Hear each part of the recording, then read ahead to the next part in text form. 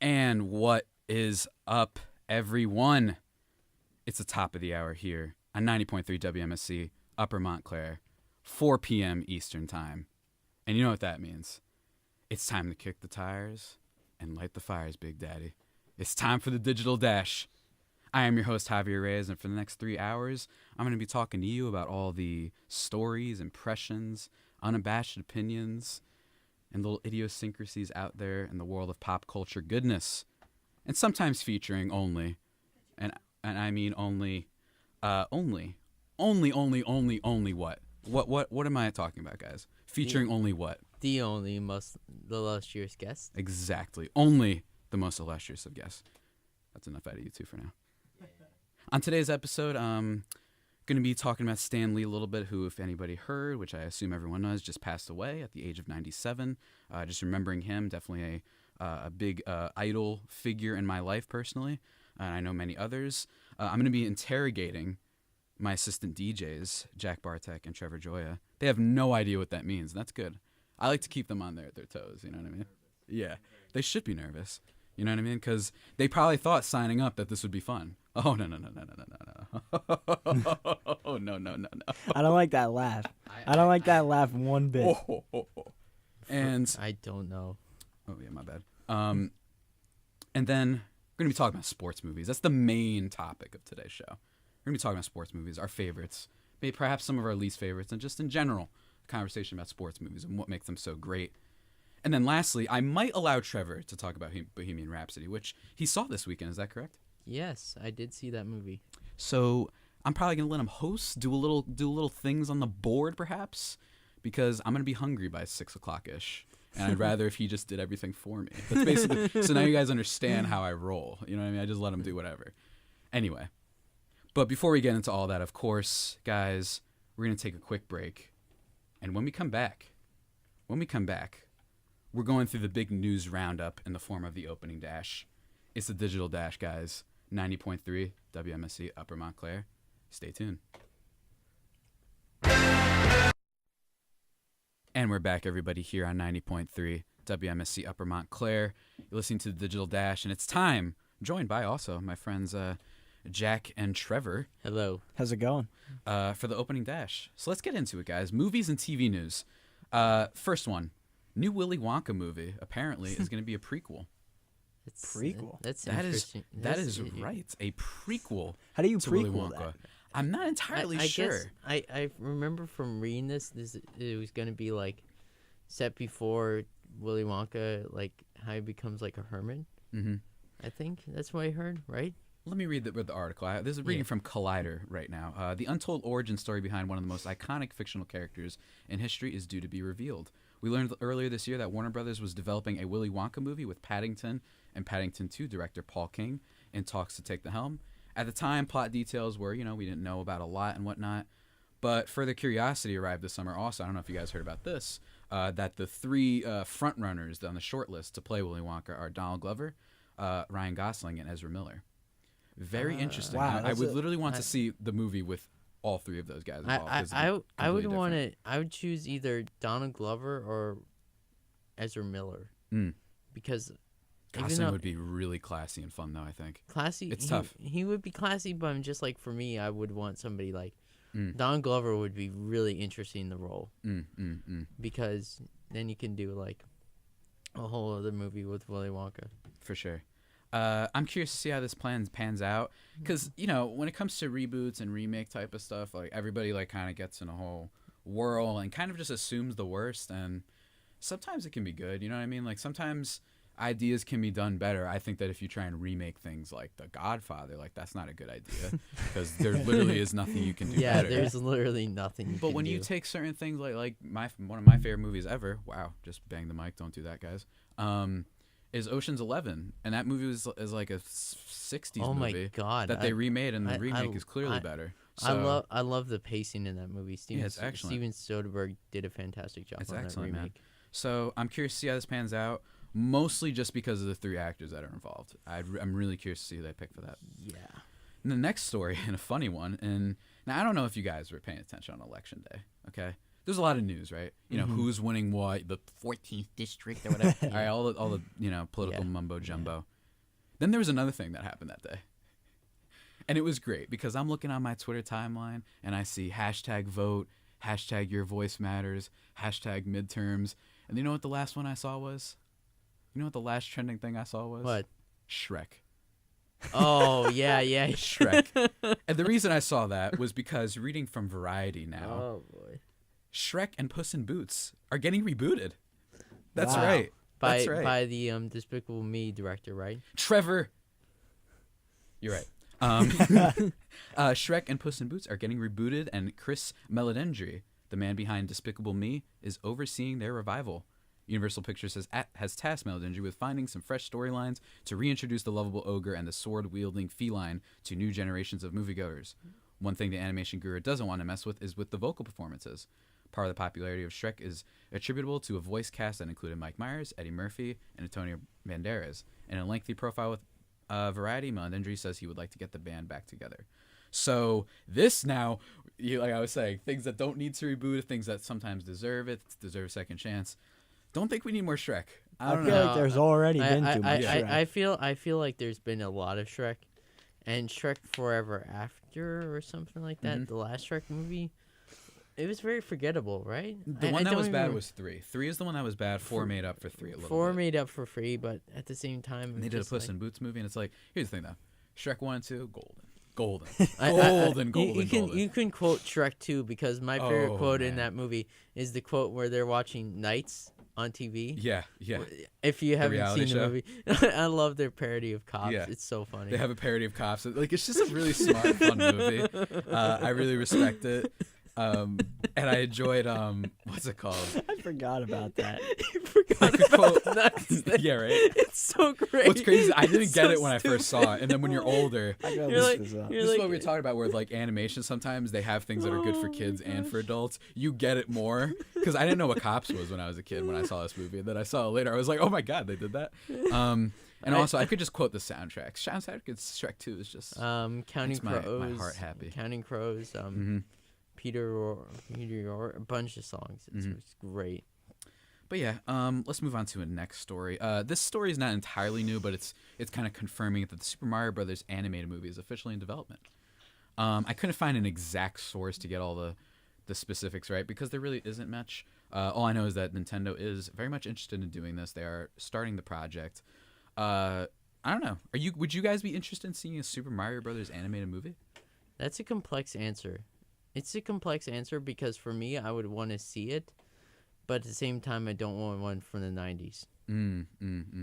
Like Yeah, for, the one from the 90s is widely regarded as one of the worst movies ever made. Yeah. It's really bad. Just look up Super Mario Brothers, the movie, and you might. Ugh, it's bad. Yeah. Although it's, I can't say that on air. No. But moving on.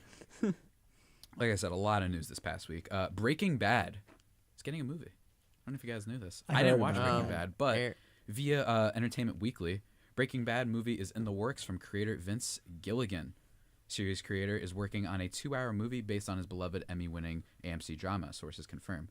It's not clear yet if the project is for television or theaters. It's also not clear if the original cast is back, though it's difficult to imagine any Breaking Bad film without series stars Bryan Cranston and Aaron Paul, both of whom have repeatedly said in interviews they'd be down for returning to the franchise, presumably on the Better Call Saul spinoff, but still. I think. What do you think of that? I think from what I heard, this is rumors. Don't take this anything, but it could involve Aaron Paul's character. Yeah, that would make sense based on what I know about Breaking Bad. That's what we know so far, but there's not much details. Early development, but they just said that they're working on a movie and whatever. A lot of really people want to adapt and bring things back. Yeah. A lot of those type of news stories. When you get popular things like Breaking Bad, you know people are going to try and milk like everything for sure. out of that. For sure. Just peep Rambo or peep any action movie from the 80s. Yeah. It's not new, folks. This is not the only generation that milks things. Like that's a myth. Next story here. Taron Egerton says he's not going to be in the next Kingsman. This is a minor story that I care about just because I love the first Kingsman movie. Love it. I don't know if you've heard of this before. It's called Kingsman: The Secret Service. Stars Taron Egerton, Colin Firth, and Samuel Jackson, among many others. Yeah. And it's kind of like It's like Saints Row meets James Bond. Yeah, that's the best. You ever play the Saints Row games? I have. You know how they're like completely over the top and ridiculous? That's Yeah. kind of what this is like, except not as crude explicitly, but it's got the violence and just the fantastical gadgets and type of ridiculous It's like things it's in like the best movie to watch. Mm-hmm. Like it's the best homage to the early 1960s James Bond movies, Mm-hmm. and that's what. It's also kind of like a parody of those movies as well. Yeah, in a which lot I of love. facts. But then the second one, You not heard- good. No, Not it good. has 2 scenes that are really good. That's no, it. I refuse to acknowledge the scenes, and I don't care what they are. I like. Here's the thing. I don't watch. I mean, I've seen movies I don't think are very good, but I was just vehemently upset after seeing that because I was looking forward. I was like I was in the Kingsman corner. Like I was excited. I was like the only one. I'm like, yo, Kingsman 2, man. I love the first one. And I saw it. I'm like, there's a scene in that movie Oh. where they're trying to get information from a girl, and I literally can't go into what they do exactly. Oh, And it made yeah. me uncomfortable. If you And can't not in go a good into it way. on air, that's Yeah. probably a red flag No, that they it- should have there- went a there- different there route. I'm was- surprised more there- people didn't talk about how offensive this scene there- was. Trevor there- knows what I mean. There were so many scenes in that movie. Thinking back, it's just like, why did Matthew Vaughn do this? Why did he do that? Why didn't he go with this route? And I'm like, I would have gone with this. I would have gone with that. And I'm like, what are you doing, Matthew Vaughn? The first movie was great. Why'd you take that tone and keep it in that movie? It's a good question. And man. just it's a like- great question. I'm just like, And I don't have an answer. I'm because just I don't like, know. that's what kind of upset me about the second Kingsman movie. I liked one scene, which I can't say on air, but Yeah, it's but- it's like violent and but- very over the top. but for sure. but like that one scene was just the only awesome scene in that movie. Mm-hmm. The rest of the movie was very forgettable. For sure. But enough of the Kingsman. I can't. Yeah. Yeah. Brooklyn Nine-Nine Season 6, small little thing. Brooklyn Nine-Nine Season 6 premiere date has been announced for January 10th. Now, I don't know about you guys. Have you seen Brooklyn Nine-Nine? I've seen episodes I- here I- and there. episodes? I've never watched it like I'm- episode after episode, like appointment viewing. Yeah. But I've seen episodes. I'm on season 2 right now. I'm on 3, and here's the thing.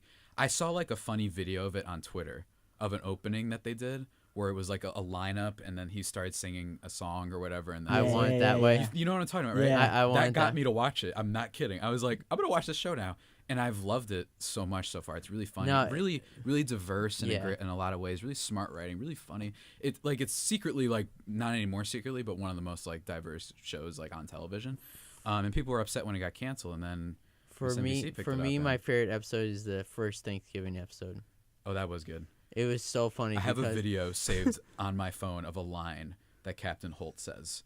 He's like, And my I my cry every wife time I was watch it. my wife was murdered by a guy in a yeah. yellow Yeah, raincoat. It's like, oh, I forgot about that part. That part's good.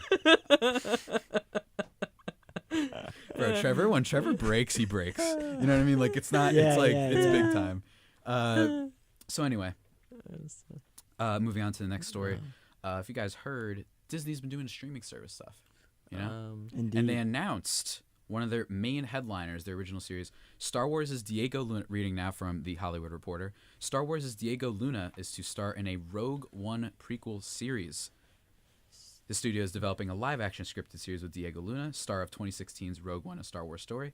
It will go into production next year for Disney's forthcoming streaming service. The series will follow rebel spy Cassian Endor during the early days of the rebellion and ahead of the events of Rogue One. Yay. Interesting. After several months without an official name, Disney's family-friendly streaming service will be known as Disney Plus. It was revealed this past Thursday.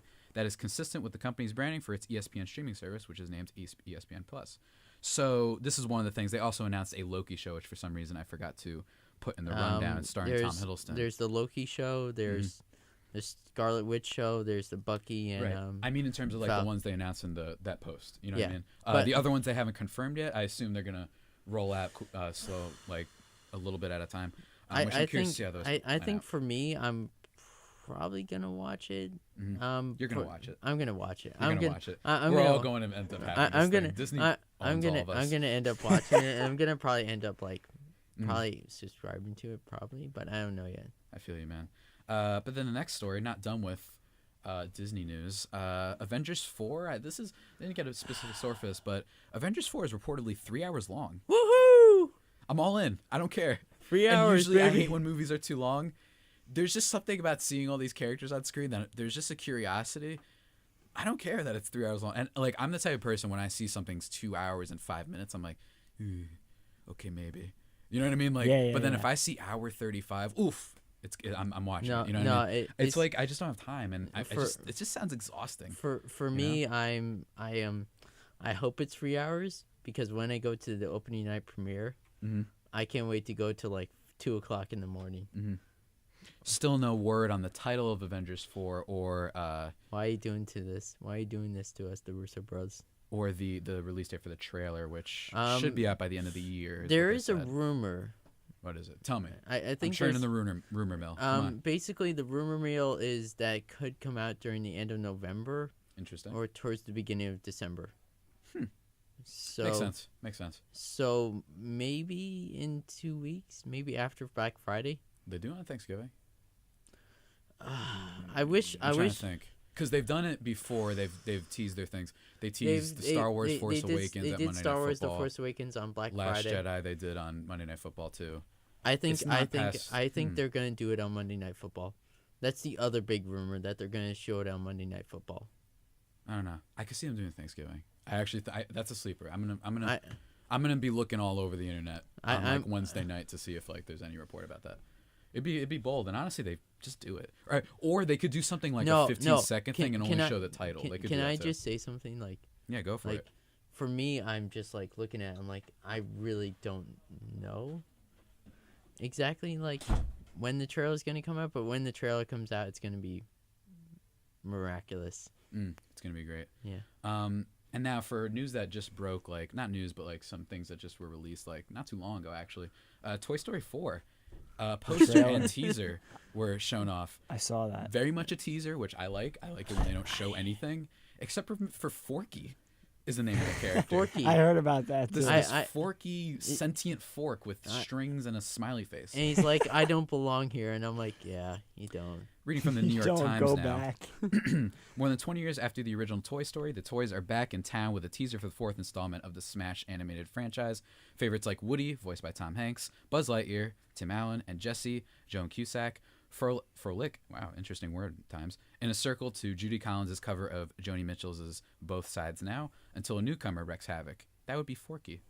The googly-eyed, modified Spork insists he's not a toy, and he's voiced by Tony Hale, an expert at playing misfits from his roles as the socially awkward aide Gary Walsh on Veep and the insecure brother Buster Bluth on Arrested Development. Owned by Bonnie, the little girl who in I don't even know what you're laughing at. I'm just thinking about Arrested Development. Oh. The little girl who in Toy Story 3 inherited the toys from their original owner, Andy. Forky joins the gang for an eventful journey on the road. Toy Story 4 will be the first Pixar release following the December 31st departure of the Pixar and Walt Disney Animation Studios' chief executive officer, John Lasseter, who is accused of unwanted hugging and admitted to missteps. The film represents the featured directorial debut of Inside Out co-screenwriter Josh Cooley and was written by newcomer Stephanie Falsome. Toy Story 4 hits theaters on June 21st. Are you guys excited? I'm excited, but also nervous because Toy Story is Not one of my nervous at all. favorite movies of all time. I'm a little bit hesitant. But the reason why I was laughing is because the character Tony Hall is one of my favorite characters in Arrested Development, and he has one of those moments where it's just like so funny in the later season. That's it. Good Forky bit there. looks so funny. I know, he does look funny. He looks to give you an idea. He just has two googly eyes and like just a I'm mouth. curious to see where they take that. It's obviously going to be one of the main plot lines. Yeah. Like, is anything living? My first guess is that they're going to start playing with the idea of what is a toy. Yeah. That's my first guess, that they're going to be like, well, if a kid plays with this water bottle and puts an eyeball on it, does it become sentient in this world? Yeah. I'm curious to see where they go with that. And you saw on Twitter, I'm sure you saw about how Tom Hanks, like, I don't know if it was his opening lines or his closing lines were so... Closing. He said that he couldn't make it through. Yeah, it. he couldn't even face the cast when he was reading them, apparently. So, I mean... I'm scared, man. Bro, I cried at the end of Toy Story 3. So Yeah, it's the only theaters, movie I've cried the first time I saw my it. mom can't even watch it anymore. Shout out to my mom. I just hope they don't ruin the I whole... don't think they like, will. They'll be fine. I hope not. It's Pixar. I trust them. I trust Pixar now because now you told me the director, and I'm like, Yeah, I like that director. And he's I really feel good. confident that you guys are confident. Yeah, man. No. And then the last story, just quickly go through this one. Detective Pikachu. I Yes, love this. that's I right. love this. I love New this. trailer was released today. I love this. It's it so comes out on funny. May 10th. It's so funny. Voiced by Ryan Reynolds is Detective Pikachu. Oh, that's great. And He's what's interesting hilarious. is, just to sum it up really quickly, is that in the trailer it shows you that everybody sees, you know how Pokemon, they say Pika, Pika, like they say their Pokemon name, is that's how they talk, except one kid can hear what this Pikachu's saying, and it's the voice of Ryan Reynolds. And they're trying to find this kid's missing dad or whatever. I don't want to spoil all the trailer because I actually really enjoyed it. I thought it looks fun. I'm all in. And- Tweeted about and- it, and so all therefore you know I mean it. And all that's the how we roll. Bulbasaurs. Oh yeah, for sure. Bulbasaur's, Charizard was in there. Greninja was in there. A lot of Pokemon in there. Squirtle, Squirtle was in there. All the Pokemon. So I didn't. I'm excited for that. I think that boy Squirtle.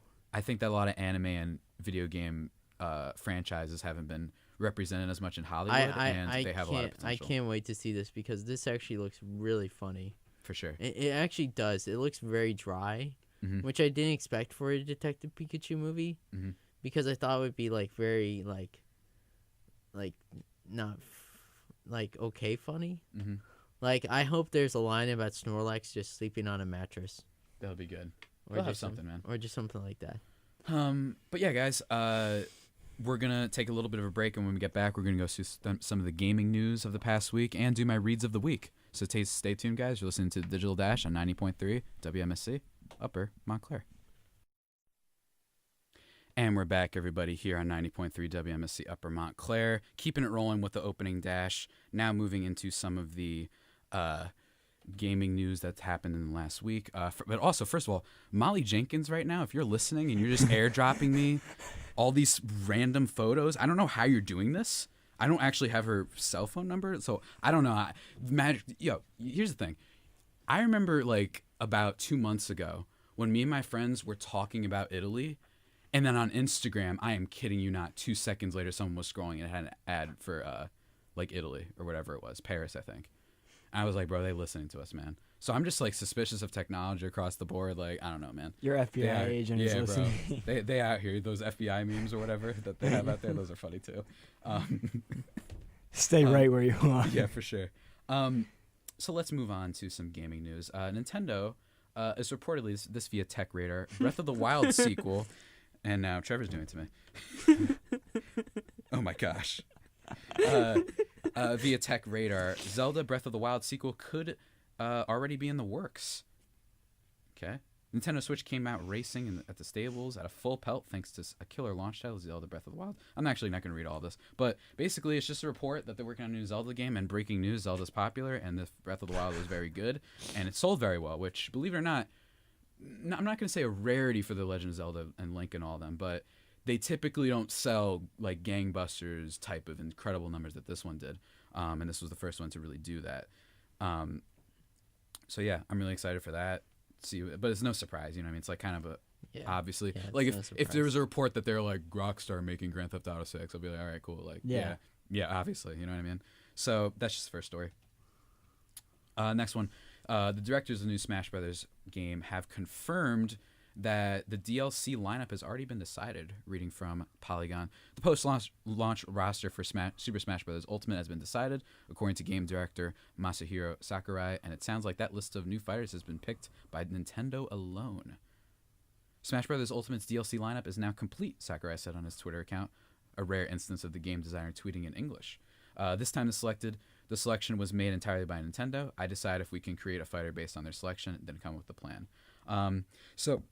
Excuse me. They announced a couple weeks ago, they did the whole direct on Smash Brothers, said the whole stuff, the whole spiel and whatnot, and Trevor looks like he's seen a ghost. He was just staring off, so he was like this. And so what I find interesting about this is, I know we've mentioned Smash Bros. Last week, and what's interesting is I thought it was weird for them to announce DLC plans without naming, because there's gonna be 5 characters as part of this thing in terms of just the characters. There's other stuff too. I think one of them is gonna be Waluigi. I think it will be too. I'm surprised that they weren't like, here's our DLC plan.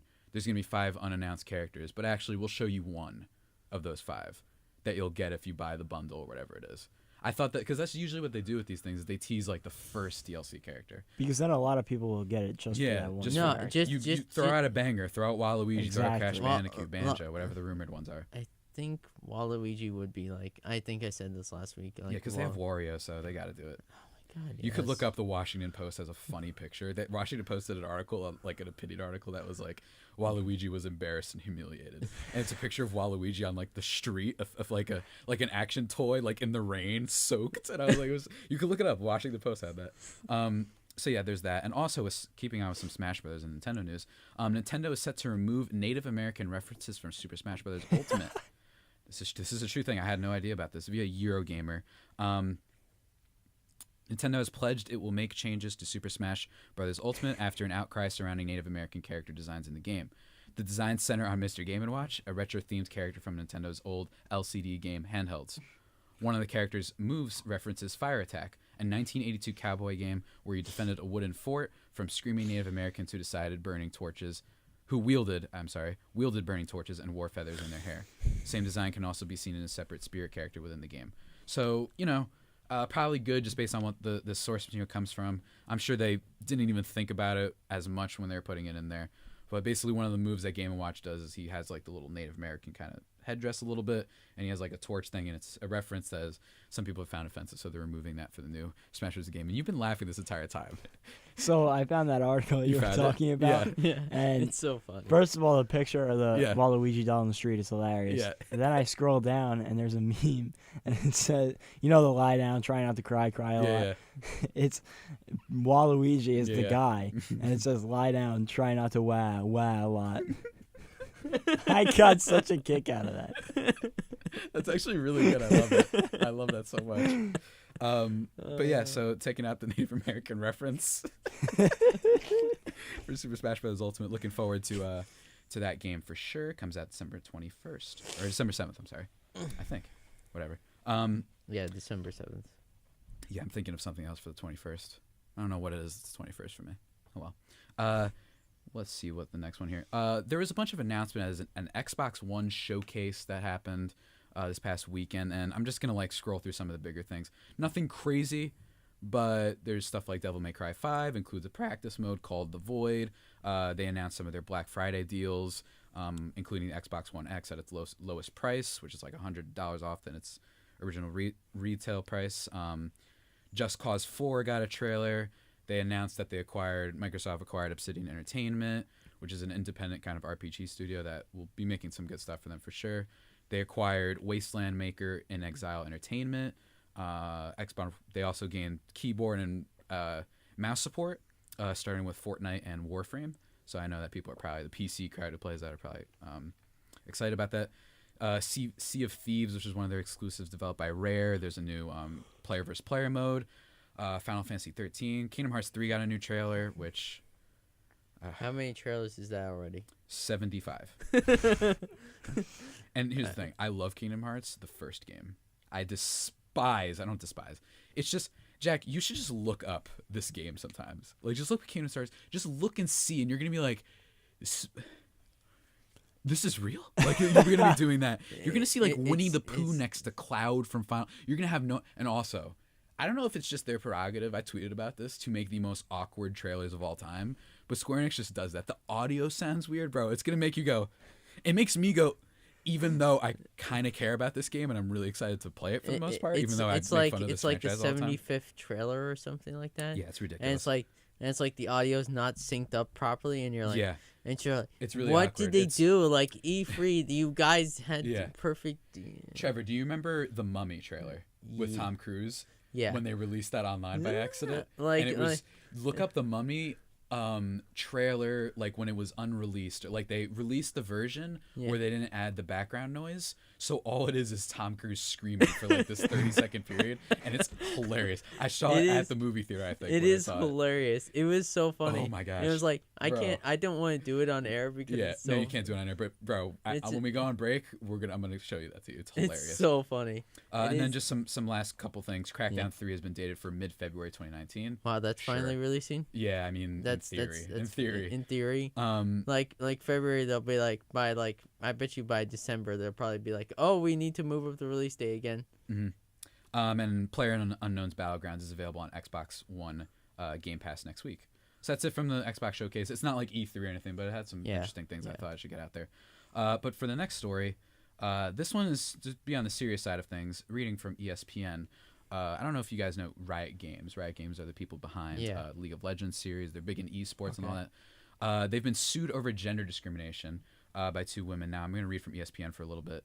A Beverly Hills law firm filed a gender discrimination lawsuit against Riot Games on Tuesday on behalf of women who have worked for or are currently employed by the League of Legends developer. According to the class action lawsuit led by Rose and Saba, LLP, the plaintiffs are seeking damages for violations of the California Equal Pay Act and for discrimination, retaliation, and harassment because of their sex gender. The suit comes following an August report by Kotaku that revealed a pervasive bro culture at the company, phrasing that Rose and Saba cited in its lawsuit. In quotes, these women were denied equal pay and opportunities and were discouraged from speaking out by threats of termination, the law firm said in a statement. This lawsuit allows them the opportunity to have their voices heard. We hope more women have the courage to step forward and speak out against Riot Games. The days of sexually charged, men-first, fraternity-type work environments are over. You guys can, I recommend reading that Kotaku article. Just look up Kotaku Riot Games. I remember reading that over summer. It's a big deal. League of Legends, you probably have even heard of how big that game is. It's huge in esports and all that stuff. And basically, Riot Games is in a lot of hot water right now because they had this story and everyone's like, yeah, apparently that culture is really bad. So much so that I'm pretty sure some people after that story broke out in August had to come out and be like that they're trying to fix things and whatnot. So hopefully they can do that. And you just hate to see that type of stuff. And it's unfortunate for them because that's really been making a rise lately with esports and all that. Yeah, for sure. That would not be a good thing for them. Gaming industry, it's got its problems, and this is definitely one of them. Second DLC, a quick thing for Spider-Man, because I have to bring that up as much as possible on the show. Second DLC for Spider-Man, we'll pit him against Hammerhead, which is a kind of obscure villain, and it's going to arrive on November 20th. Cool. He's like a gangster character. Mm-hmm. Basically, he's just... Yeah, he's like Scarface crossed with like Al Capone. There we go, Al Capone. But that's just a short thing. And then the last story: Final Fantasy 15 DLC has been canceled, and the game director quit.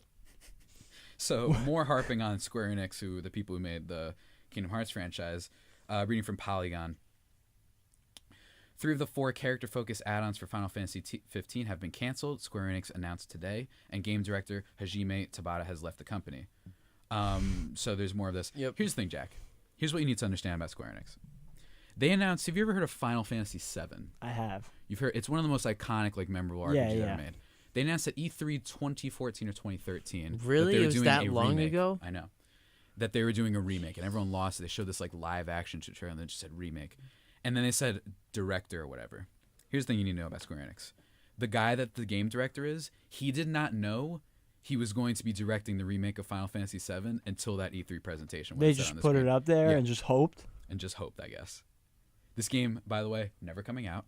Sorry, clearly people. That didn't go over too well. It will not come out. I just need people to be aware of that. And yeah, that's the company you're dealing with here.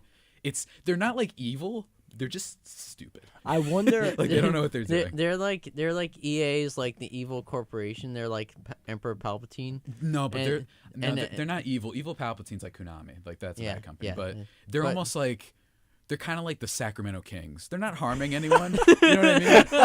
But they're not like harming anyone seriously. But they just make a lot of question decisions. what they did. Yeah, you're just like, why? It's like you know signing Vince Carter and Zach Randolph. Yeah, but it's you're like rebuilding. Yeah, it's like you're rebuilding. You're drafting your 3rd straight center in the draft. You're trading DeMarcus Cousins for Buddy Hield.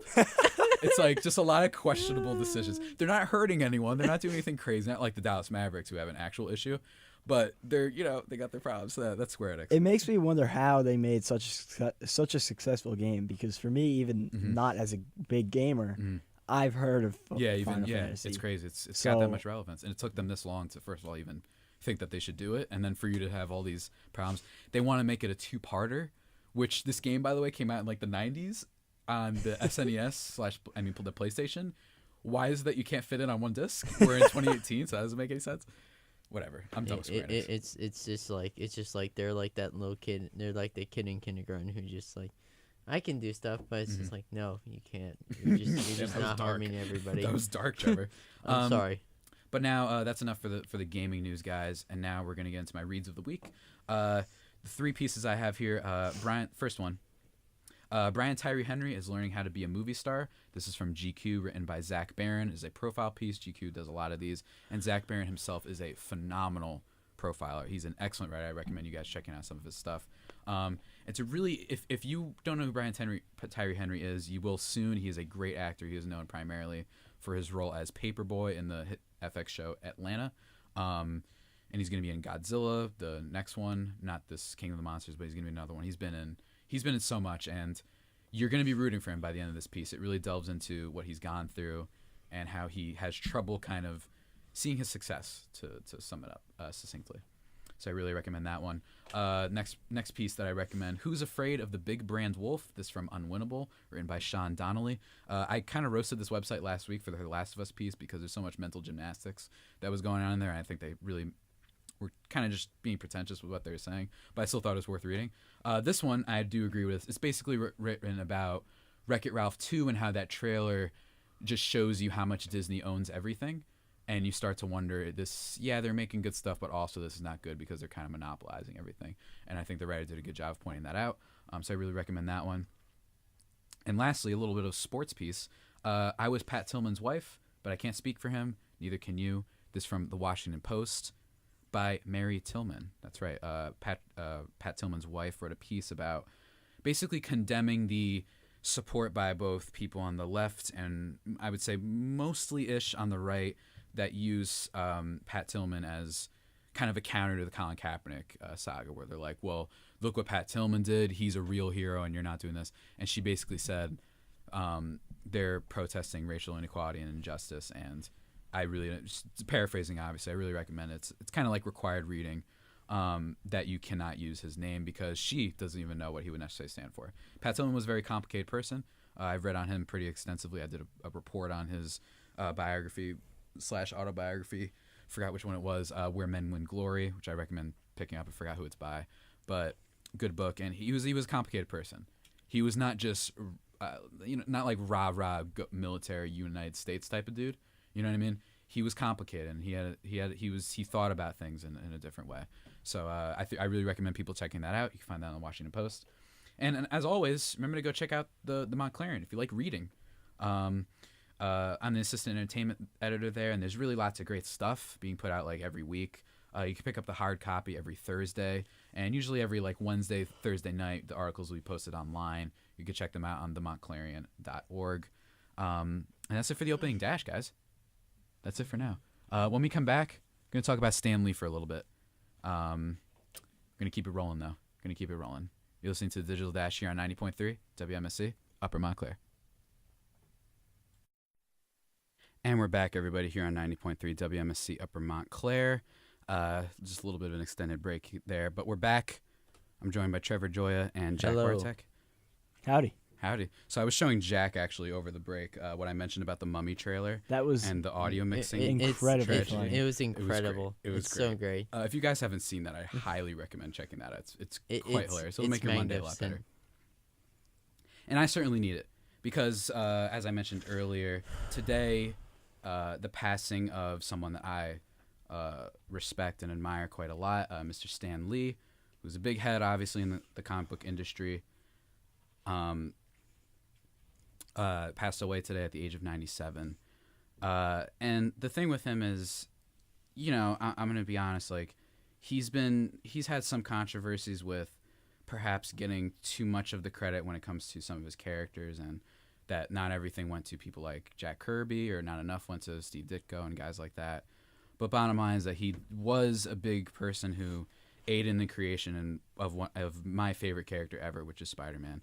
So it means a lot to me. I hate to say this, but it's not that it is a shocking thing. His wife passed away earlier this year, I believe. So it kind of... Yeah, what were you saying? She did. Yeah. So it was kind of only a matter of time, perhaps. And it's going to make watching for me anyway, and I know many other Marvel fans and movie fans in general, it's probably going to be really emotional to see whatever his cameo scenes are, because he's really developed a name for himself, especially with that. And, I don't know what to say. It's really sad, and You know, my thoughts go out to the family and all that. Trevor, like, what would you say about Stanley? Like, what words do you want to say? For me, I want to say a lot. I really want to say a lot. It's when I heard that news today, it was really shocking for me because I understood that he was getting up there. He was getting really old. He had a huge impact on me without thinking about it. It's just this whole whenever I first saw the first Marvel movie, which was probably either Spider-Man 1 or Spider-Man 2. Mm-hmm. And seeing his cameo was just like so cool at the time. It was just like, I'm like, who's that? And I just wondered as a kid, who was that? Mm-hmm. And then so as soon as I started getting into more and more comic books, I found out who he was and found out all the work he did and found out all the stuff he co-created and created and basically fathered and with a bunch of drawers and painters. Mm-hmm. I know I'm not saying stuff right because I'm just really upset today because for me too, that man. Me too. Don't worry about it. It was I just without thinking about it for me he had a huge impact on my life. He Me really too, man. did. And the thing with me is, you know, I grew up like, I don't want to say alone, you know what I mean? But I definitely grew up more when I was, you know, in my childhood days. I basically just woke up every day and sat in front of a TV and played video games every weekend. That's all I did really for the most part. I didn't really have a lot of friends. And a lot of the things that I remember from when I was a kid is I would be playing Spider-Man games or I'd be reading the Ultimate Spider-Man line of comics. And it was just like, that was my guy. Like, that was just like, I was like, this is incredible. Like, I can't believe that there's stuff like this out there that, you know, he was kind of like a friend to me. You know what I mean? And I was like, Stanley's the one who did this. I watched Spider-Man like 100 times, the Sam Raimi trilogy. And he was just a beacon of hope and someone that he was like my best friend, basically. And so I do thank Stanley for that. And I know I prefaced this by saying, you know, there's been some controversies. It's about how much did he contribute? Did he take too much credit, perhaps? It's this whole... I don't want to talk about that because I just want to talk about... And I was just about to say that. Like, for me, like, I'm like, really, like, emotional today because I guess I didn't realize how much of, like, something like this would impact me, like a celebrity death. Mm-hmm. Like most celebrity deaths, I'm like, okay, I feel bad. Mm-hmm. But for me, like, Stan Lee is just like one of those people who's like, oh my God. Mm-hmm.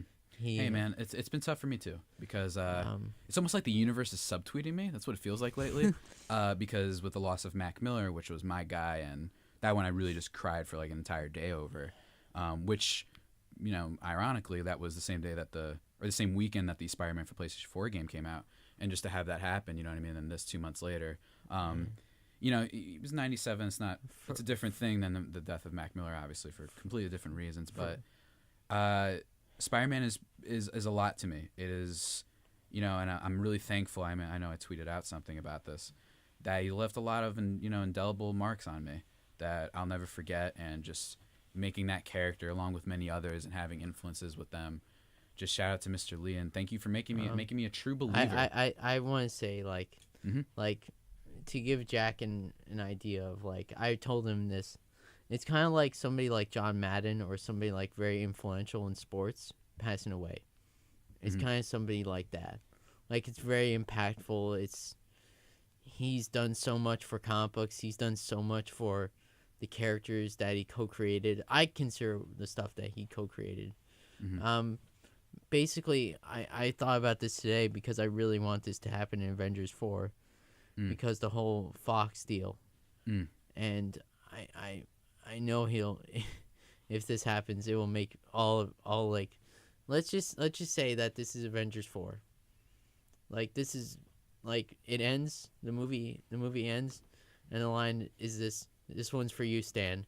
Yeah. And it goes right into Fantastic Four end credits scene. I thought that that does raise interesting things, because if I'm not mistaken, he did actually, I know this for a fact actually, he shot a lot of his cameo scenes ahead of time. He shot a lot of them. Yeah, I believe for the next, when Black Panther was coming out, I saw the report that he shot the next 5 or 6 or something like that. He shot 5 or 6. So obviously, I think we're going to get a huge tribute at the end of Avengers 4 or at some point.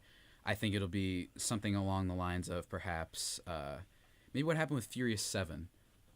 With the Paul Walker tribute with that. Oh movie. my gosh. There might be something like have that. Have you seen Jack? Have you seen like the Furious? I have. Fast and Furious I franchise? have. It's that's one of the few movies that's one of the few action movies that actually made me cry. I thought that was crazy how they did that whole thing. Yeah, it was really well done. It was so well done. Yeah. And I'm just like, I don't consider Fast and Furious 8. I don't like Fast and Furious 8. I like up to 7. Yeah, I've talked to you about this. I haven't seen Fast 8 because I refuse to acknowledge it just based on what I heard happened at the end. So yeah, just it's tough, and I got choked up when I heard this, and it stinks when you kind of have an idea of something that's coming, and life goes on. And the good part about this is his creation. We still get to see it. So in a way, he is still out there in some form, whatever that means. Whatever you want to take me, that, I wore my Avengers I Avengers Infinity War shirt without realizing that this was going to happen. And I wore my Yoshi shirt, so I didn't know anything. No, I didn't realize. I just like this shirt because it's just awesome. But this is a good shirt. But for I know me, people can't see it right now, but it is cool. It is. But for me, he like I feel like. I'm sorry, I can't put words together. It's no problem, buddy. It's just today was a very hard day. Man up. No, I'm kidding. No, people say that, but I'm just like it was. That's not a real term that people should be using. It's a really hard day for like a comic book fan, and it's a really hard day for Marvel fans especially. And I wrote a very touching tribute. I said to all comic book fans, DC or Marvel, raise your glass because Stan Lee deserves a raising of the glass. He deserves that raising of the glass. We should honor him. Trevor, did I say you could plug your Twitter? I'm being serious. Did I say you could? Do you see me plugging what I tweeted? No. Yeah, that's right. Of course you didn't. Of course. I'm just trying to be nice. Yeah. Well, I'm not nice. All right. Yeah. I'm never nice here on that the was Digital such Dash. a look of disappointment. Oh my god. But yeah, guys, we're gonna take a little bit of a break now. We just approached the top of the hour here on 90.3 WMSC Upper Montclair, and when we get back, I'm interrogating these two guys. That's why you saw me enter the evil mode. Man. Shouts to Stan Lee.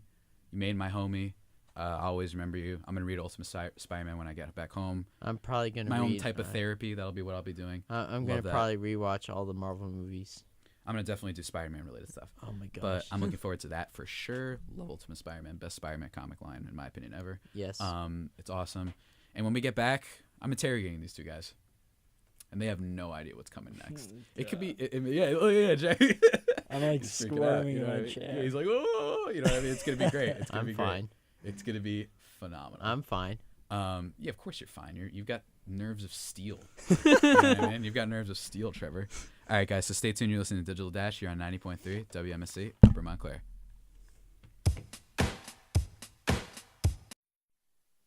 And we're back, everybody, here on 90.3 WMSC Upper Montclair. You're listening to the Digital Dash. I'm being joined by my two assistant DJs, Jack Barteck and Trevor Gioia. Hello. Hey. And here's the thing. I didn't tell them about this. I actually told them that we'd be doing sports movies as one of the topics because I wanted to mesh them two together and be like, Jack is a big sports guy, Trevor's a big movie guy. So I thought that'd be a fun conversation. But first, as they learned via my social media today, I'm interrogating them. Oh yeah, here we go. And here's the thing, guys. I totally lied to you. I'm not really gonna interrogate you. Just want to ask you guys stuff. Just want to talk to get you people introduced to you.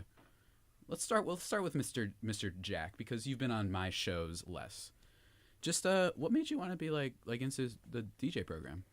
Well, I wanted to be a DJ just because it's a good way to get started in the field that I want to get into, and just the fact that. And what field is that exactly? So I am a television and digital media major with a concentration in sports media. And you're a freshman, right? Yeah, I eventually want to be like a sports broadcaster in some capacity, whether it's calling games or being on a talk show like this about sports.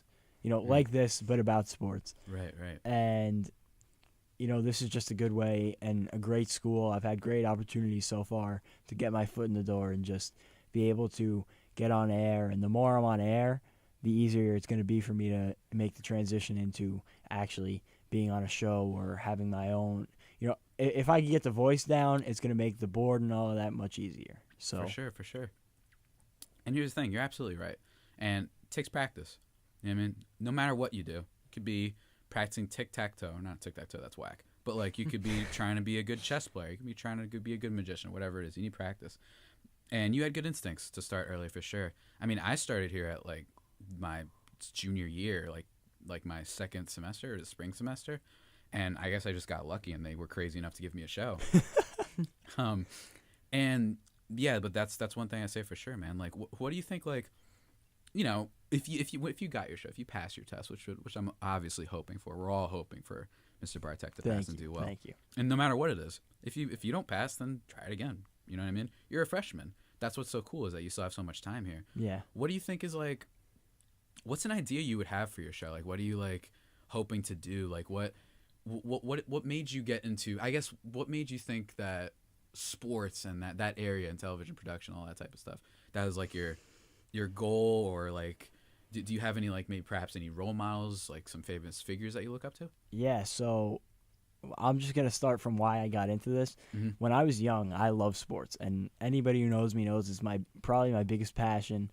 And I realized from a very young age that playing sports professionally was like, a bit of a long shot goal. So I should come up with a second plan that's a little bit more reasonable.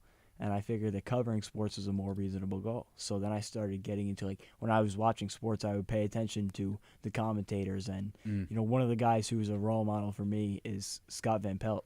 And I stay up every night until midnight to watch his show because he has his own sports center now, and I think it is the best show on television. I enjoy watching it so much. I love the vibe of that show. Yeah, the way he does things. It's not just a Even the look, normal show. Like that orange look to it. It's very. It's so funny. It's animated, but not too loud because it is midnight. You know what I mean? Yeah. And you have to have this like soft kind of way of doing it. I know my friend and I, we like the bad beats. Oh section. my God, That's it's a good hilarious. One. It's good that they did that for him. Scott Van Pelt, really good stuff. Yeah. I definitely, that would be one of mine for sure. I'm a big Bill Simmons fan personally. And The Ringer and all them guys. And I also love PTI, which both of them say ridiculously just incorrect things a lot of times, especially Wilbon. But I just love the show because the way that's paced, you know what I mean? And that's something that I think you'll get into is it's not just about your voice and stuff. It's also about like learning how to pace things.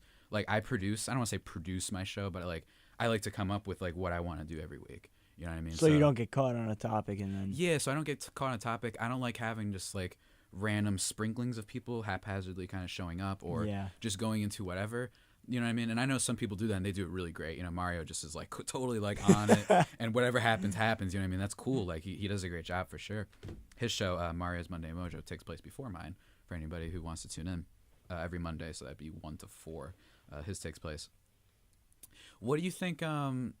What are some of your biggest like questions about heading into this? What are some things that you are looking to get out of it? Like what are some questions you want answered, if any? You know do you mean the ADJ program or just an AGJ program? My next 4 years, like your next 4 years, like because it's weird because Trevor's a senior, I'm a senior. Right, Trevor's technically junior. Technically junior. That's crazy. And it's like freshman, so it's like weird for me.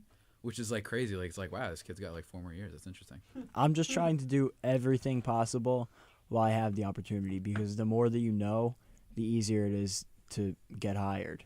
And once you get your foot in the door, it's just so much easier to work your way up. Some of the best in the business have started from filling coffee cups, and I've said from the beginning I'm willing to take an internship and literally just go fill up coffee and say hi to people and watch people do their job if that's what it takes to get my name out there because but I'm just looking forward to having this opportunity. The opportunity that I've had here as a freshman is absolutely incredible. I've been on the air so much and it's been so enjoyable. I've already learned so much. Just got to be out there, man. Yeah, I just want to keep doing everything I can, and the more that I do, the more I'll learn. And it's like every time I'm on the air I learn something new.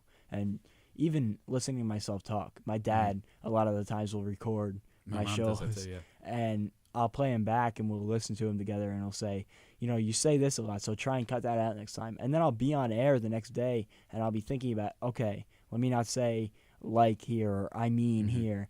And it just is really helpful like you said, practice makes perfect. So if I could just keep doing this and keep getting more opportunities, that's all I could possibly ask for. Mm-hmm. And you, unfortunately, here's the problem though: is you're a Nets fan.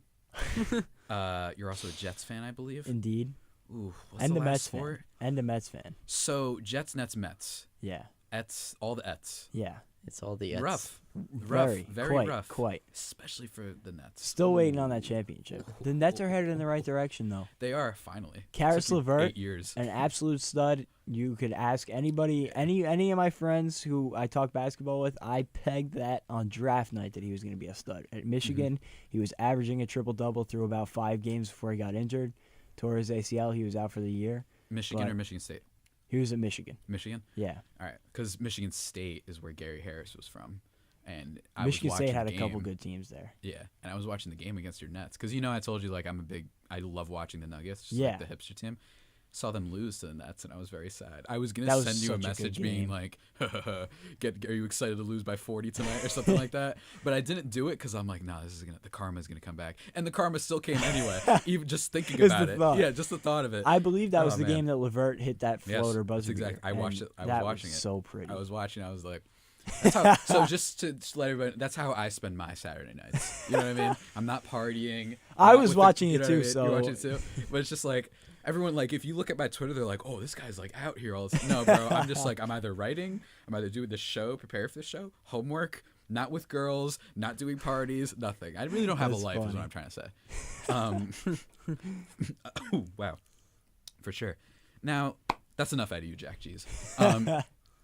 We're going to take a little quick 30-second break, and then I'm going to ask Trevor kind of the same questions. You know what I mean? Even though I kind of know the answers to them, I still want to hear them from him again. So stay tuned, guys. We're listening to Digital Dash here on 90.3 WMSC, Upper Montclair. And we're back, everybody, here on 90.3 WMSC, Upper Montclair. I just excoriated, just brutally murdered Jack, obviously, with my interrogation. See, it wasn't so bad, right? No. It was good, right? No, I Yeah. only sweat a whole bucket. So he was just talking about all this, what he's looking forward to. And now, Trevor, same thing. Yes. Hi. What made you kind of want to be part of the ADJ program? What are you looking to get out of it? I really love. I need more confidence. That's basically what I need. I need to understand how to talk to people more socially and more like openly and like express my ideas a lot more because I'm going into directing. So it's basically directing is like you're the boss of everybody, but you have to also have to talk about your creative vision. So, And you believe that that's what you're trying to exercise. You're trying to exercise those vocal cords, trying to get into the whole I'm trying leadership to and stuff. exercise the fact of that I need to exercise like what I want and how to express my emotions and all that stuff. For sure, man. And it's hard to do. It's not easy. Yeah. You know what I mean? I may seem like I'm confident, and you know what? Anyone you ever meet may seem like they're confident. They are, but they're not always. And this goes for both of you, actually. Yeah. This is just one of the things that I've noticed over the years. The word talented doesn't mean anything. Don't listen to anybody who says that. Not that I'm like this like successful person who like, oh, listen to me, you know what I mean? I own a company, like I don't, I'm iron my collar. No, like talented is not a word that I like deem to be like a word, you know what I mean? Like I try not to use it because it implies that people just had something. No, they didn't. Think of Donald Glover. You know what I mean? Not that I know this, but I bet you Donald Glover, everyone thinks right now, they're like, he does Atlanta, he was in The Martian, he's going to be Simba, and he was in a Spider-Man movie, and he was Lando Calrissian, and he's Childish Gambino. Like, this is the most talented guy ever. And what you don't see, possibly, is Mystery Machine. Have you ever heard of that movie? Probably not. No, I haven't. And you probably don't see the nights when he stayed up until 3 o'clock in his dorm room at NYU. You know what I mean? Trying to work out what he was doing. People sometimes, they compare like their struggles and behind the scenes. I think I saw this on Twitter the other day, so not to claim it as my own. They compare their behind the scenes struggles with only other people's as highlight reels, and you can't do that. Yeah. You know what I mean? So Trevor, I guarantee you've probably done this. You've probably looked at some famous director, some indie director, and you're like, why didn't I think of that?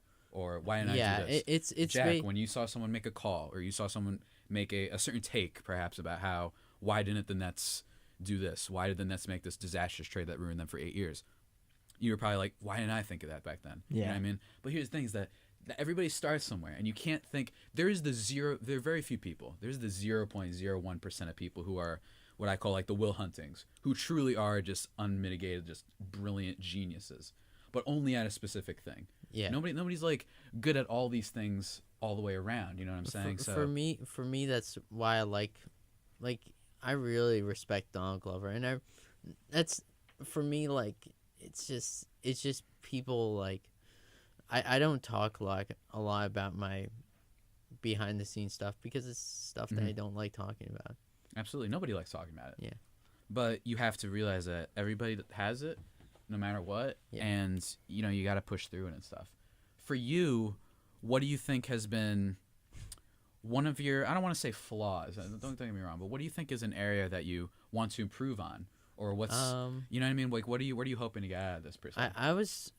This was my second time doing the ADJ program, mm-hmm. and the first time that I went in, I didn't know how to talk on air and how to do this, how to say words without using curse words. Hey, trust me, man. I swear like a sailor. I mean, you guys know when we're off air or whatnot. It's just a disaster in here. Basically, for me, I just wanted to figure out like the word coordination and all that stuff, mm-hmm. and figuring out stuff in my head like a lot faster, mm-hmm. because that's what I have to do is going into directing. Mm-hmm. Like I have to think on my feet every single second, mm-hmm. and I have to think like, okay, like it's kind of like being like a head coach, mm-hmm. because you're making all the decisions, but at the same time you have to also steer the boat in the right direction. Right. It's a great analogy, man. Yeah. If you got your show, and we're all hoping, just like I said, I'm hoping for Jack. We're all hoping. Trust me, man. My Twitter's blowing up. They're like, we need this kid right now. You know what I mean? I'm looking at it right now, bro. What are you hoping to do with a show of yours? What would you want to do? You know I really want to do pop culture. Pop culture. Like, so similar to me, perhaps. You trying to take my corner? No. Is that what you're trying to do, bro? No. Come on, look at me. All right, No, he ain't trying to take my corner. I had to give him the death stare real quick. I really want to talk about stuff that I actually really love and really enjoy, like horror, mm-hmm. horror stuff, more like really intense, like movie debates, mm-hmm. like because I have my friend Alex, who's Alex Centeno. Mm-hmm. You know him. Yeah, I know him. Me and him can get into really intense debates about movies. Sure. And that's what you got to do, man. You just try and learn and get better. Bro, I did a superhero fantasy draft on this radio station with my friends calling in. I don't know how I didn't have someone run down the hallway, just break the door and be like, "You're out." You know what I mean? I don't know how that didn't happen. I really want to talk about horror news because I feel like there's not enough horror stuff going on. It's a great point, man. Because I love talking about horror movies. It's a great point. And I love everything about it. Because for me, when I look at the radios, and I'm like, okay, movies, and I'm like, but I want to talk about horror because horror doesn't get much love and respect. And like, there's so much more about horror that people don't understand. Like, you have Halloween Horror Nights. You have, my main focus would probably be horror. Like, I love horror movies. So For sure. It'd probably be horror and pop culture. I feel you, man. Yeah. I'm curious about both of you, actually. Do you have any idea what your show name would be? Just curious. I've been thinking about it. You've been thinking about it? Nothing yet? I have a couple things floating around there, but I haven't come them. up with a set one yet. I like that. Don't show your cards yet. That was a trick question. I don't have a radio show name yet. But some of them I've been sitting on, some of them I haven't. See, here's the thing with mine, the Digital Dash. Okay, so you guys know the Drake song? Indeed. Yeah. So that's where it came from. And I could tell you guys off the air what happened exactly, but I just kind of ran with it, and my showmo is atrocious. It's me saying the Digital Dash, but like, the Digital Dash! I said it like that. That was over the summer when I started. It was just a disaster. Yeah. But that's my thing, man. And I like that. What I'm so happy about is that both of you guys are just into not completely different, but like just in different areas. Movies and filmmaking, sports and media broadcasting. I don't even know what I am. You're the in-between. Yeah, I'm like this weird amoeboid thing. You know what I mean? Like some type of like Ditto from Pokemon. It's like I can be anything you want. Yeah, exactly. That's exactly right.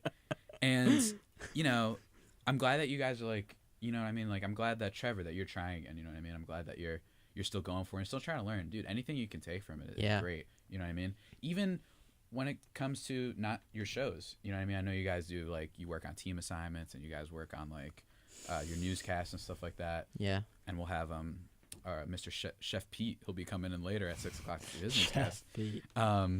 And I know you guys like it's really cool out here. You know what I mean? Like there's a lot of opportunity. You just got to take it. You know what I mean? It sounds cliche, and honestly, it's true though. So I don't like prefacing it by saying that, but I don't know, man. I'm excited for both of you. I have to say. Yeah. You passed my interrogation. You passed. Yeah. Congratulations. You know what I mean? And as your reward, we'll be talking about sports movies next. That's what we're gonna be doing. Congratulations. And I know I actually told you guys to prepare for this in whatever way you wanted to be honest. Yeah. We're just going to go for it. I know I have some of my takes.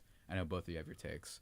And we're going to synthesize or combine whatever, both pop culture and movies and sports and everything. It's going to be a lot of fun. Yeah. So yeah, guys, we're going to take a little bit of a break now here. And when we come back, we're talking sports movies, everything that makes them good, all of our favorites and what have you.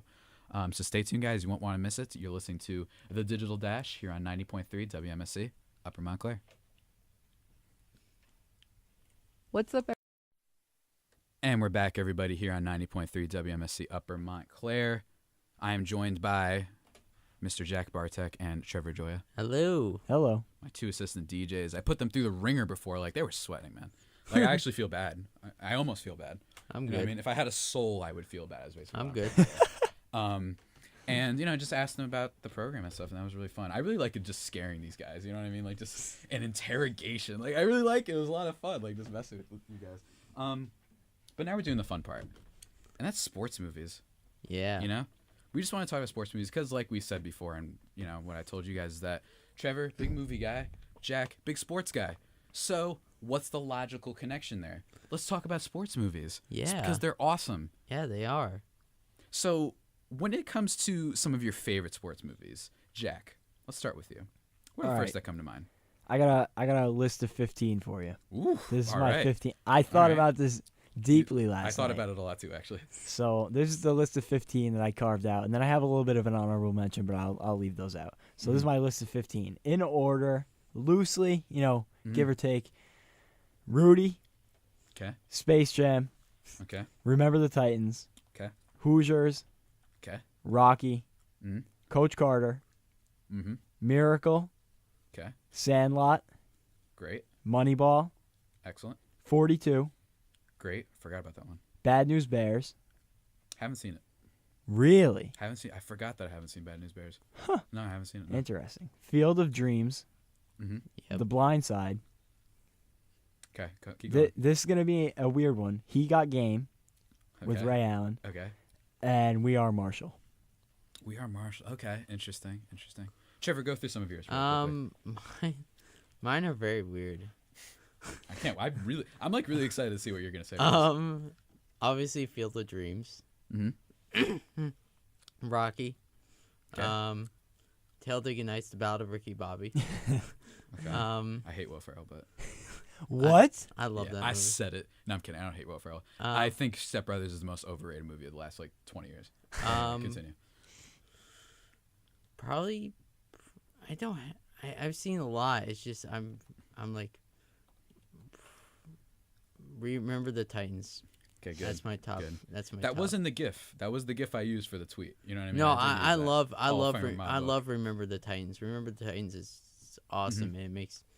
It's such a good football movie, and it's such a good movie overall. It is a movie that is kind of cheesy.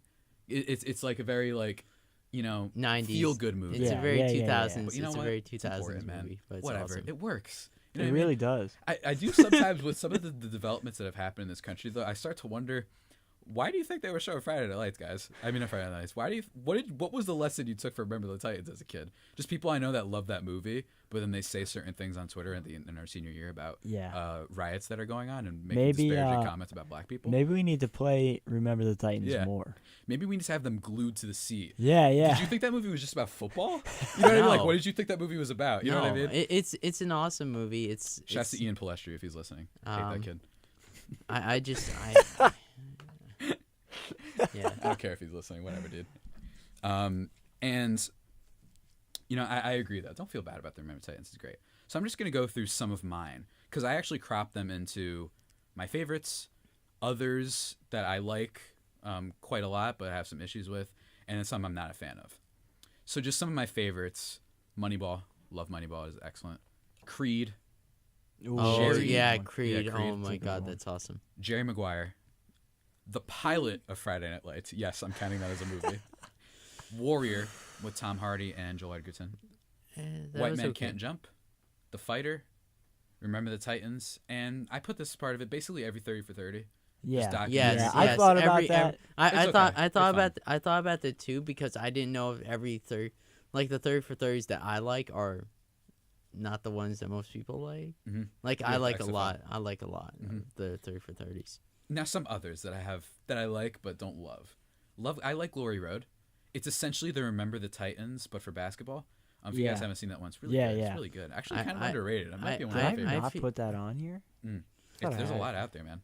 And what's funny, Wow. before I keep going into this, I've often made fun of how sorting comic book movies all into a superhero genre can be a bit lazy. I do also want to say, in fairness, I'm being a little hypocritical by just sorting all these things into sports movies, especially with something like Rocky, which is kind of, it's a sports movie, but it's kind of a love story mostly. Yeah. It You know is what I a mean? love story. It's a classic. It's a love story.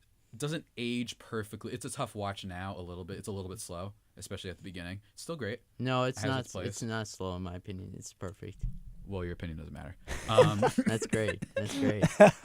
No, I'm kidding, man. That's probably because my dad showed it to me so many times. I'm just like I'm so used to the movie that's just like, oh yeah. No, I know what you mean. Everyone has like a movie that they've seen a bunch. Yeah. That like you don't like the concept of time doesn't matter anymore. I Yeah. know what you're saying.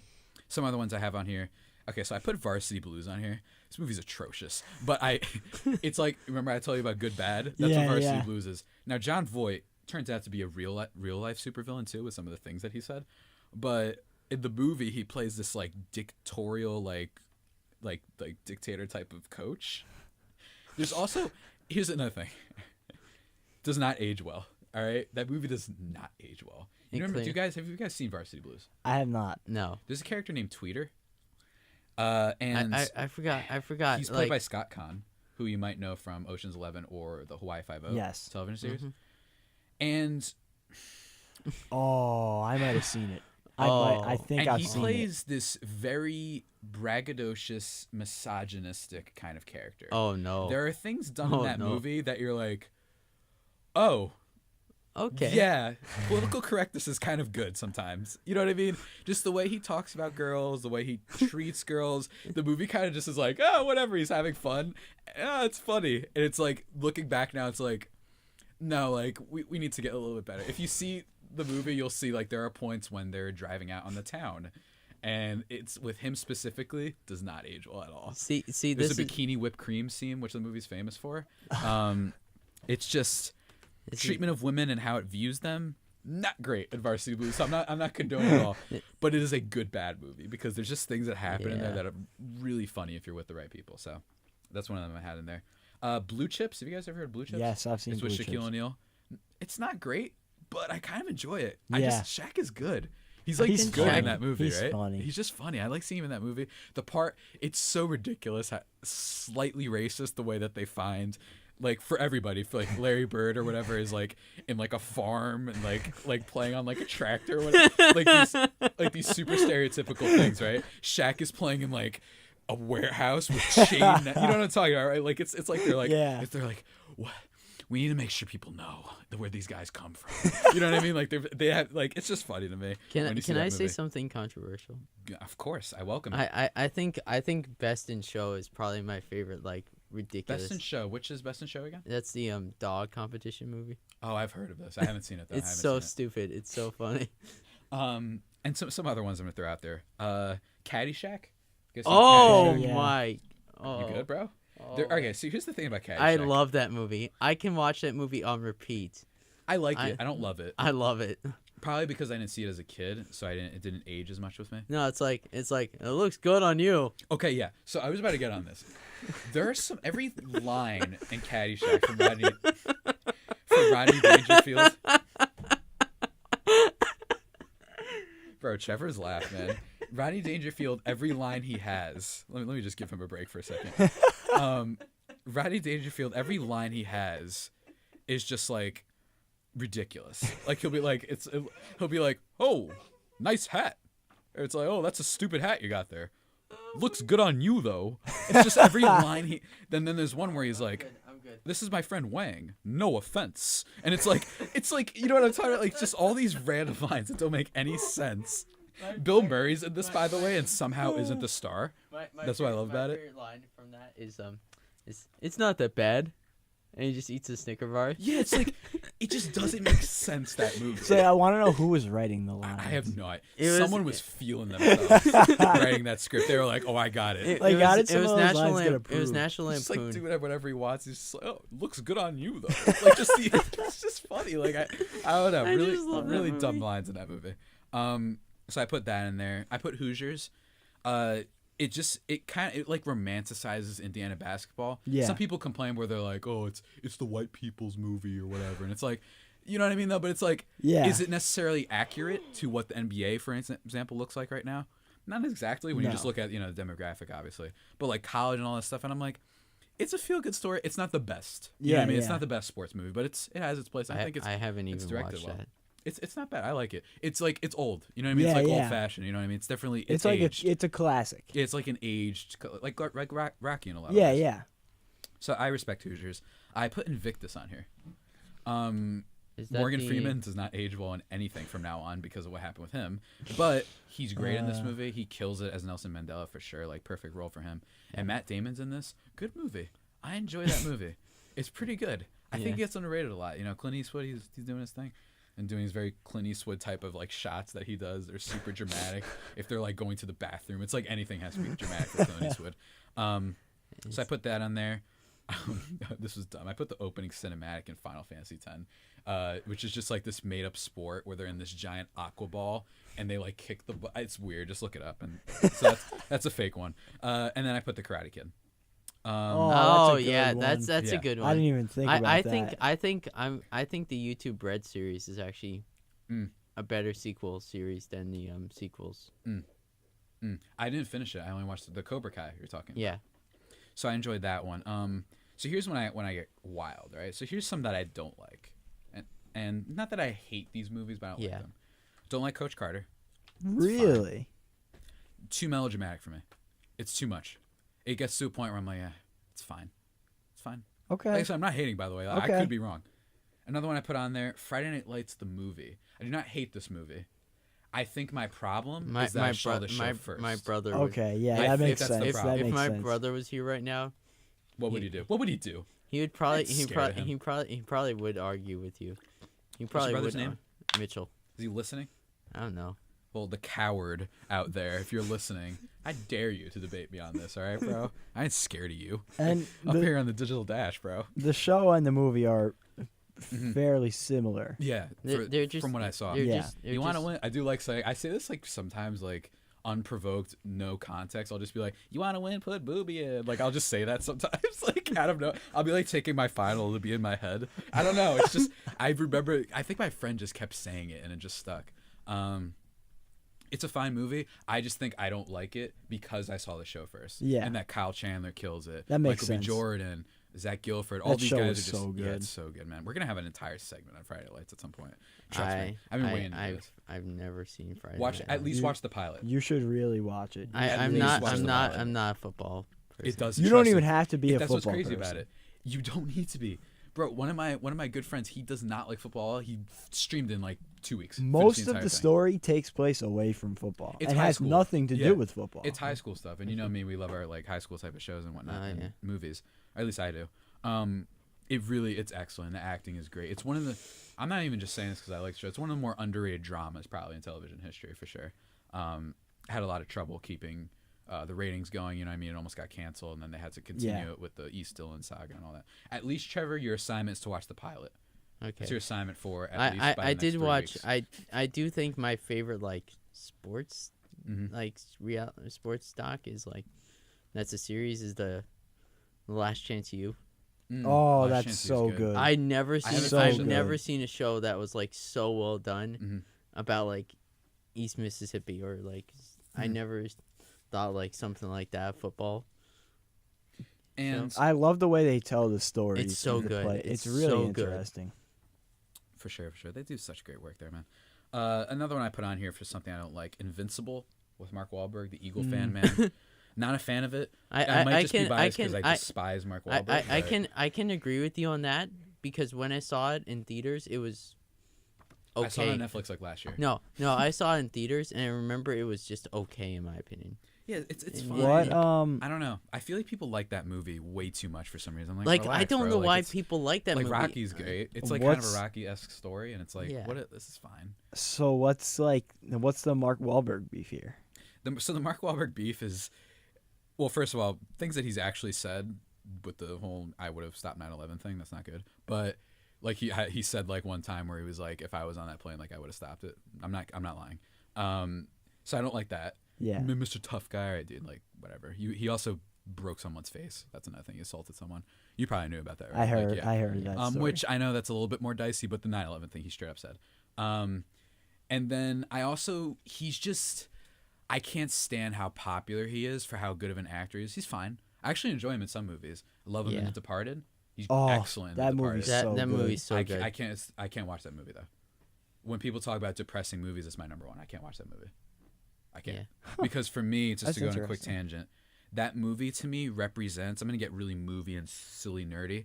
That movie represents the idea of good and bad, and how if you're the good, you have to go through so much to stop the bad, and you're still going to have like an awful ending. But if you're in the bad, yeah, you'll still get caught eventually, but at least you had a lot of fun along the way.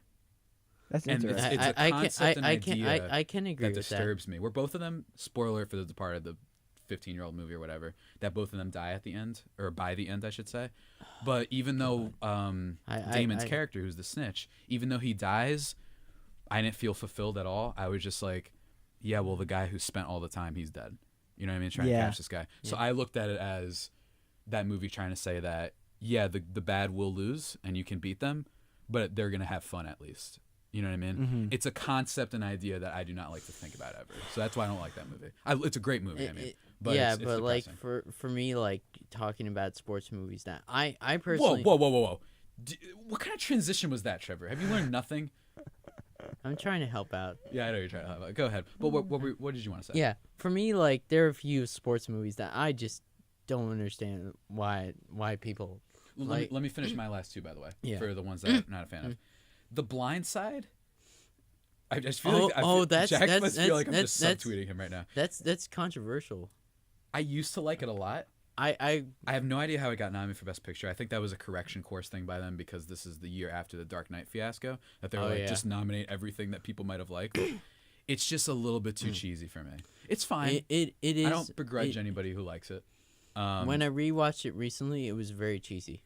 It's very cheesy. I hear what you're saying. And they also make Michael Orr a little bit kind of a thick-headed, not dumb, but very like kind of a baby guy. Even though in real life apparently he was not like that. He just didn't know a lot and he struggled, but he wasn't like unaware of how to write with a pencil. I'm exaggerating, but I'm paraphrasing like what happens in that movie. It feels almost like, not to get political too much with it, it feels like they're trying to give too much of the like this white family taking this wrecked cause, you know what I mean? Yeah. When in real life he was definitely not going down the right path, but they didn't save like an ant and turn it into Hercules. You know what I mean? That's what the movie kind of feels like it does to me. Yeah. Still enjoy parts of it though. You know what I mean? And Sandra Bullock is good in it. One of my favorite like theories I have with my friend is she was in a movie called Crash, which is awful, where she plays like this racist, not racist like in a mean way, but like this like her ideas and how she views people, and she's like clutching, you know, when she's a black person, that type of stuff. And then she was so convincing, our theory is like she was so convincing that her publicist was like, you were a little bit too good at this. We need to let people know that you're not actually like a racist. So like, be this person as the blind side. And then my last one for movies I don't particularly love, another subtweet, He Got Game. Don't hate it. It's just, there's some dialogue in that movie that I'm like, ugh. And Ray Allen, I'm not going to begrudge him too much. He's not an actor. Yeah. It does have a Hall of Fame sports scene though, which is the one-on-one with him at the end. Yeah. Oh, man. That scene is really what makes it. Do you know about the history behind that scene? That it was supposed to be Ray Allen's character, Jesus Shuttleworth, was supposed to just score every time, but they let them just play. Spike Lee just let them play, and he didn't tell like Ray Allen that. So his Denzel, when he scores the two times he scores, they're legit. Like he actually just scored on Ray Allen. And Denzel Washington actually played a little ball in college or whatever, but they were legit, yeah. and Ray was like getting really heated about it. Apparently, Wow, it's I funny. never knew that.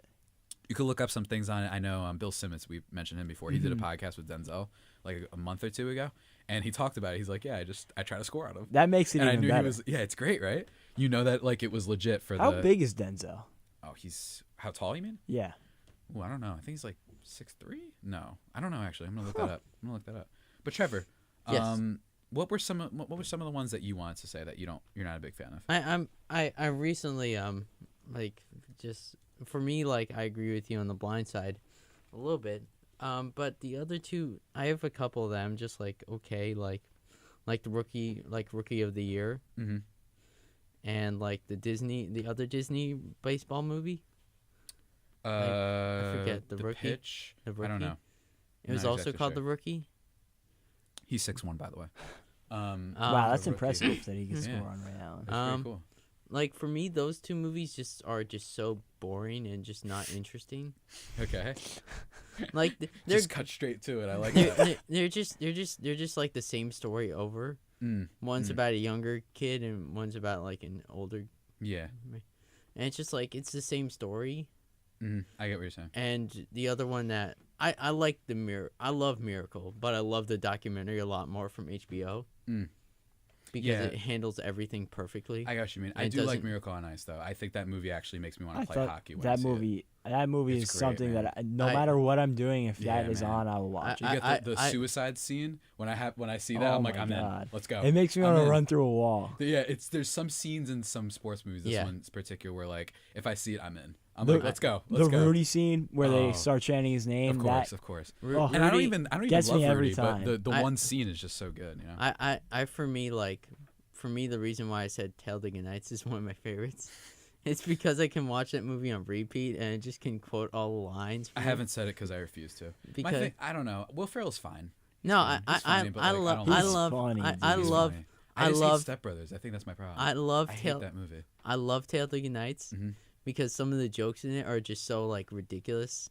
Mhm. Like one of my favorites. I can't repeat all of them. Like yes, the joke. you cannot definitely, definitely not. I can.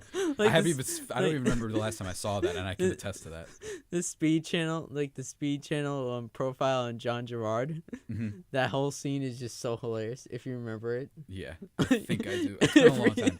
I saw that at like a 7th grade sleepover or something like that. And what's interesting is with the Will Ferrell thing. My favorite Will Ferrell movie is something called Stranger Than Fiction. That's my favorite Will Ferrell movie. It's kind of like a comedy, but mostly it's like a drama. It's Yeah. actually really good. I recommend it, man. It's about this guy who someone's writing his life, and for some reason he hears like a voice of like someone who's writing like his thoughts or whatever, and he can hear it. It's hard to explain, but it's actually really good. He is funny in it, but it's more of a like reserved funny, and that's what I like about it a lot. And I know we're not talking about it's not a sports movie, as we just passed the top of the hour here on 90.3 WMSC Upper Montclair. I really recommend you guys check that out. I'm not gonna say it's your homework, but it's I would keep in mind it's an underrated movie. I don't think many people have seen it. Maggie Gyllenhaal's in it as well. I like for me like For what Trevor? What is it? What is for I'm you? sorry, It's all I'm- about you apparently. I'm sorry I keep cutting you off. No, I'm kidding, dude. You're fine. Don't worry about it. Dude. I love it. You're anxious to put in your input. I love it. For me, like I really love sports movies. It just depends upon like which one is on and which one my dad wants to watch. Mhm. And my dad likes he likes a lot of sports movies because he grew up playing sports and he played football in like college. Mhm. So he likes like he's a big guy, so he knows roughly about sports. I think that what do you guys think are like some of the best things about sports movies? Because I know that a must is the montage thing. I think when you have the working hard montage, Yeah. it just gets you every. I'm always in. It just makes you always like. in. For me, Yeah. as a kid who played sports his whole life, Yeah. I just enjoy like you said, Miracle. Yeah. Like Oh, Miracle on man. Ice. When you see that movie, like you wanna just play feel hockey. motivated. I do not like hockey. I don't watch hockey. I actually watch the Stanley Cup playoffs. That's it. But I don't really care for hockey, and I'm like, yo, I want to play hockey. Yeah, you after I just saw feel that movie. motivated. It's great, and It's the same Kurt thing Russell's with great, like too. for me, Coach Carter. Like Mhm. I love that movie. Like that movie makes me want to do something. Yeah, for sure. Coach Carter's cool, but I think the thing is I just like other basketball movies more. Like I like Yeah, Road yeah. more. That movie's just fun. Has a interesting topic. Coach Carter, I'm trying to even remember about that movie. It's been a while. It- But Samuel Jackson's good. He's great. I love Samuel Jackson. Yeah. I love. For me, like when I watch a sports movie, I want something that's gonna lighten my mood Mm. a little bit and be like very uplifting. Mm-hmm. Like that's what sports movies are like. Like they're like those. motivational for the most They're part. just That's the usual motivational. thing. They're just like, yeah, I can do anything. Mhm. And it's like sports. And then I sit down and look at myself. I'm like, Mhm. I can't do sports. And what's interesting is, as I mentioned before, it is a little bit lazy when we just assume that all these things are just simply sports movies, because some of them have their own creative things in it. Jerry Maguire is a sports. It is part of that genre technically. That movie's all over the place. It's a romance movie. It's Yeah. a comedy movie. And It's, Cuba Gooding Jr. got his Oscar like for Spreadwell. Why am I forgetting the guy's name right now? And there's that scene. I mean, it is peak Tom Cruise, bro. I could like show me the money. the show me the money scene is phenomenal. But when he says I love black people, like that's what he gets him to say. He's like, no, say it, Jerry. Say I love black people. He's like, louder, because it's like the only client he has left, and he's yelling. He's like, he's just losing his mind. So I love that. I remember, what was it that I had last year or like last week, where I got freaked out because people were being too nice to me. Have you guys seen Jerry Maguire? I have. I have. People were It's being been like a nice while, to me though. randomly one day, so I felt like that scene when he sends the memo and then he gets into the work next day like, oh man, people are gonna kill me, but they're complimenting him for some reason, so he's feeling off. That was like me. I'm like, why is everyone being so nice? What's going on? So It was nothing, but I so don't like, know, it what was about fun. like your top 3 favorite 30 for 30s? 30 for 30s? Ooh. Yeah. 2 Escobars, Winning Time, because I like making fun of my mom, because she hates Reggie Miller and I just love making fun of her. And then OJ. I gotta put OJ. I have to put. I know it's like 57 hours, but I have it's to put amazing. OJ. I gotta look some of these up right now. Mhm. Probably Pony Excess because I've watched that so many times I can quote the movie now. Mhm. And probably Elway to Marino. That Draft. one's good. That one's a really good like historical piece. You know It's what I mean? To just so go through it's everything. I've never seen like a 30 for 30. Like for me, this is speaking from a non-sports fan. This is from speaking from a guy who only watches sports occasionally. The 30 for 30s, if you are a filmmaker, watch excellent. Yeah, them. they're excellent. They're excellent. They're not like average No, they're because not. they're They just took over. They dominated like because it used to be HBO documentaries for Yeah. sports anyway, and in general. But like they used to dominate like the sports documentary type of realm. But then 30 for 30 came in and shout out my guy Bill Simmons, who was a big voice in that. And yeah, shouts to the Oscars and ESPN. I'm gonna roast him real quick. I did not appreciate OJ getting that best doc thing, or in the credits or anything. And there's not a single thing that mentioned Bill Simmons. Like, be more petty, ESPN. Come on. Just because he was like clearly smarter than most of the people that you had, and actually like thought of things in a different way, doesn't mean you have to roast him. I love Bill Simmons, as you can tell. That's my guy. yeah. Even though he says some crazy, ridiculous, wrong things sometimes. I've never like, for me, like all those the 30 for 30s came out around the time that I was like starting to get more into Oh, that's great. Yeah. like a little bit like It's a good jumping point for sure, because there's stories, there. and I think they show people that sports isn't just, oh look, Alex Rodriguez went 1 for 4 tonight. You know what I mean? Like, it's not just that. There's so much out there. Like my favorite one is the Pony Excess one, Mhm. and Pony Excess taught me a lot about like the the NCAA death penalty and like Mhm. all this stuff. It was so interesting. I never thought of the NCAA doing stuff like Mhm. like getting rid of like pausing a program for 2 years Mhm.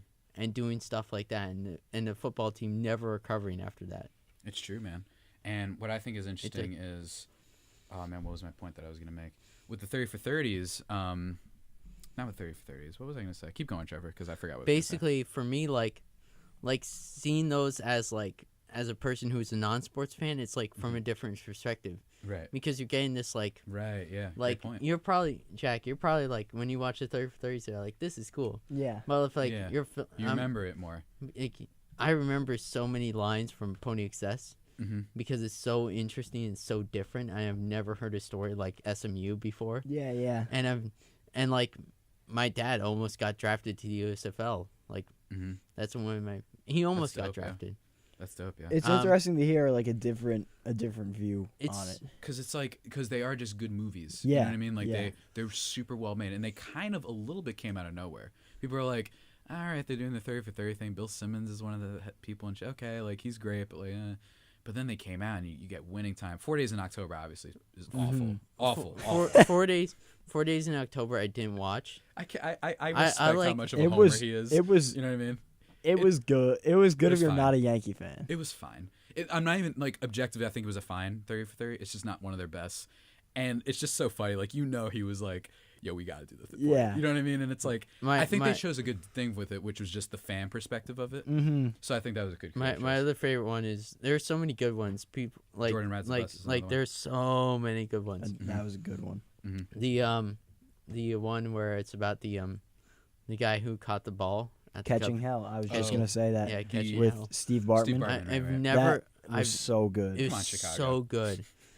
Part of me was like, man, y'all deserve to lose the World Series in 2016. But, like just because I saw it like a year before they won, and I was like, all right. It was a popular Halloween costume. Apparently, is what my dad said back in the day. That story is absolutely It's incredible. nuts. It's incredible. It's like they have a seat there at know. Wrigley Field now that nobody can sit in, and it's the Bartman seat. Fans are insane. It's just so funny. It is Like funny. that Like- story like- is like insane. My favorite thing about the whole the whole Elway to Marino one, it taught me a lot about what goes on behind the scenes during draft day. I've never thought of like you would think like draft day is like all these like Yeah. Speaking of which, have you guys seen Draft Day? Kevin Costner. I was just gonna mention that. Really? It's on my list actually. On my I honorable hated mention. it You didn't so like it? much. All right, here's my problem with that. First of all, I love Arian Foster. That's my dude. So I was so hyped to see him pop in. All right, I don't really think there's a sports movie I hate aside from like Never Back Down, which I actually love at the same time. I forgot to put that in here, which is basically like modern Karate Kid for people who think they understand youth culture. That's basically what Never Back Down is. You guys have seen that before. It's so good. Oh, it's so good. And the guy who plays the villain in that movie is just my guy for life. If you guys ever seen Never Back Down, it's so bad, but so great. I should watch it. What was I even going on about? What was I saying? Draft day. Draft Day. And I don't want to say it's unrealistic, but it's unrealistic. I totally hear what you're saying. I even as like a non-person like I watched the Elway to Marino draft. I'm like, so it's a lot of like talking on the phone. It's a lot of this. I think my problem with it is the romance aspect with Jennifer Garner. Yeah. It's just kind of cringy, and I was like, why is this here? Not that you can't have romance in movies like this, but it was like weird. I bet there was something offensive in there if I like watched again, where it's like there was probably something about like workplace like harassment. I'm just gonna take a wild guess that there probably was, and it's just I think that's what I'm gonna say. I'm gonna put that in like my ruined, as in like there's just one aspect that kind of breaks it for me. But otherwise, I do like the idea. I love that dude. I Like, was what's your just gonna draft say. movie? I I'm think like, that, that's cool. like you said, it's unrealistic. Something he like that would convinces never someone. actually happen. What does he do to he trades the first He pick? It's something turns the first ridiculous. pick into like the second and fourth pick, and then like 3 second-round picks. It would never happen. It would never happen. It's so good. But And the then concept. they don't draft the quarterback because Yeah. they didn't attend his birthday or something like that. I don't like that. And it's like, what are you doing here? Wasn't it the Cleveland Browns? Yeah, It was. it Oh, was. so that's even funnier. I remember someone actually did a piece. Sorry. I think Sorry. someone did Shout a out piece. to all the Cleveland Brown fans if you're Believe listening. Land, another good 30 for 30. Or not the best, but it's a good one. Yeah. What's funny is I think someone did a Grantland piece that was about like, or a Ringer piece, one of the two, Bill Simmons conglomerates or whatever, that did a piece analyzing the teams and how like the Browns still wouldn't have been. It was funny. Like they looked at it and they're like, this Browns team is actually one of the worst they've had, or something crazy like that. It was funny. I didn't. What is it? What's the line that they say? Draft. What's his name? I forget his name. Oh, blank man. blank. No matter what. Yeah. Vontae Mack. No matter what. No matter And he what. has it on the Yeah, I'm on. like, Yeah. It's so weird. It's so ridiculous. I can tell you like one of my favorite ones was the Auburn versus Alabama rivalry. Yeah. That Oh, taught me yeah. so much about how much It's real, man. Auburn and Alabama Christian hate each Leitner. other. I hate Christian. I Leitner hate was Christian another Leitner. really That good one's one. awesome. It's an Yeah. underrated thing about him. He was a decent pro. Play for the Dream Team. Yeah, man. You played for the G team. That one actually made me. We really took a pivot to the 30 for 30s, which I'm fine with. 30 That- for 30s are that- dope. That one, like especially I hate Christian Leitner. That one made me understand how much The Duke yeah.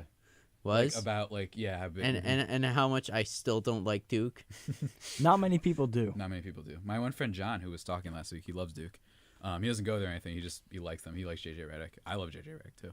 I don't. I'm a Virginia People fan. seem to not enjoy very good things. I like that you're looking at me when you say that because I've roasted like half of your picks apparently. I see this funny thing all the time on Twitter, and it's like, not liking popular things doesn't make you cool. Oh yeah, I know. But I had a tweet about this, yeah. It doesn't make you like the hipster of Yeah, like. yeah. But do- I find that in sports, it's like I can't root for Alabama. I can't. No, I know. Duke is a different story this year because they're just Yeah. going to be fun to watch. But Yeah, I they're find ridiculous. it difficult to root for teams like the Patriots, the Warriors, Oh Alabama, gosh. the Spurs, I- these teams who are just dynasties. It's like Yeah. how do you root for them? They're too good. I asked that same question because I'm like, Alabama is like surprisingly is like good again. I'm like, wow, that's so predictable. Yeah, And I'm like, even as a Yeah. even as like a non-college football fan, I'm like, Alabama's still doing well, and I'm like, really, and I'm like, I just really want Ohio State to fire Urban Meyer. That's it. Yeah, so it's like the college football fans will be like, "Oh, the Warriors just dominate your league, Brown," and I'm like, "You have Alabama who gets like 5-star recruits by default every year. What are we what are we talking about? You know what I mean? Like, it doesn't make like, oh wow, that's so exciting. Now they have the best quarterback in the nation too. Cool. Congrats, He's Alabama. crazy. I congrats to Alabama because Auburn is just gonna cry again. Come to the NFL, Nick Saban, you coward. How about you actually try coaching from starting from Well, it's something because the instead of thing- having 5-star thing about recruits? college coaches, and this is getting a little bit off. I'm going to digress for a second Yeah, here, for sure. but Go ahead.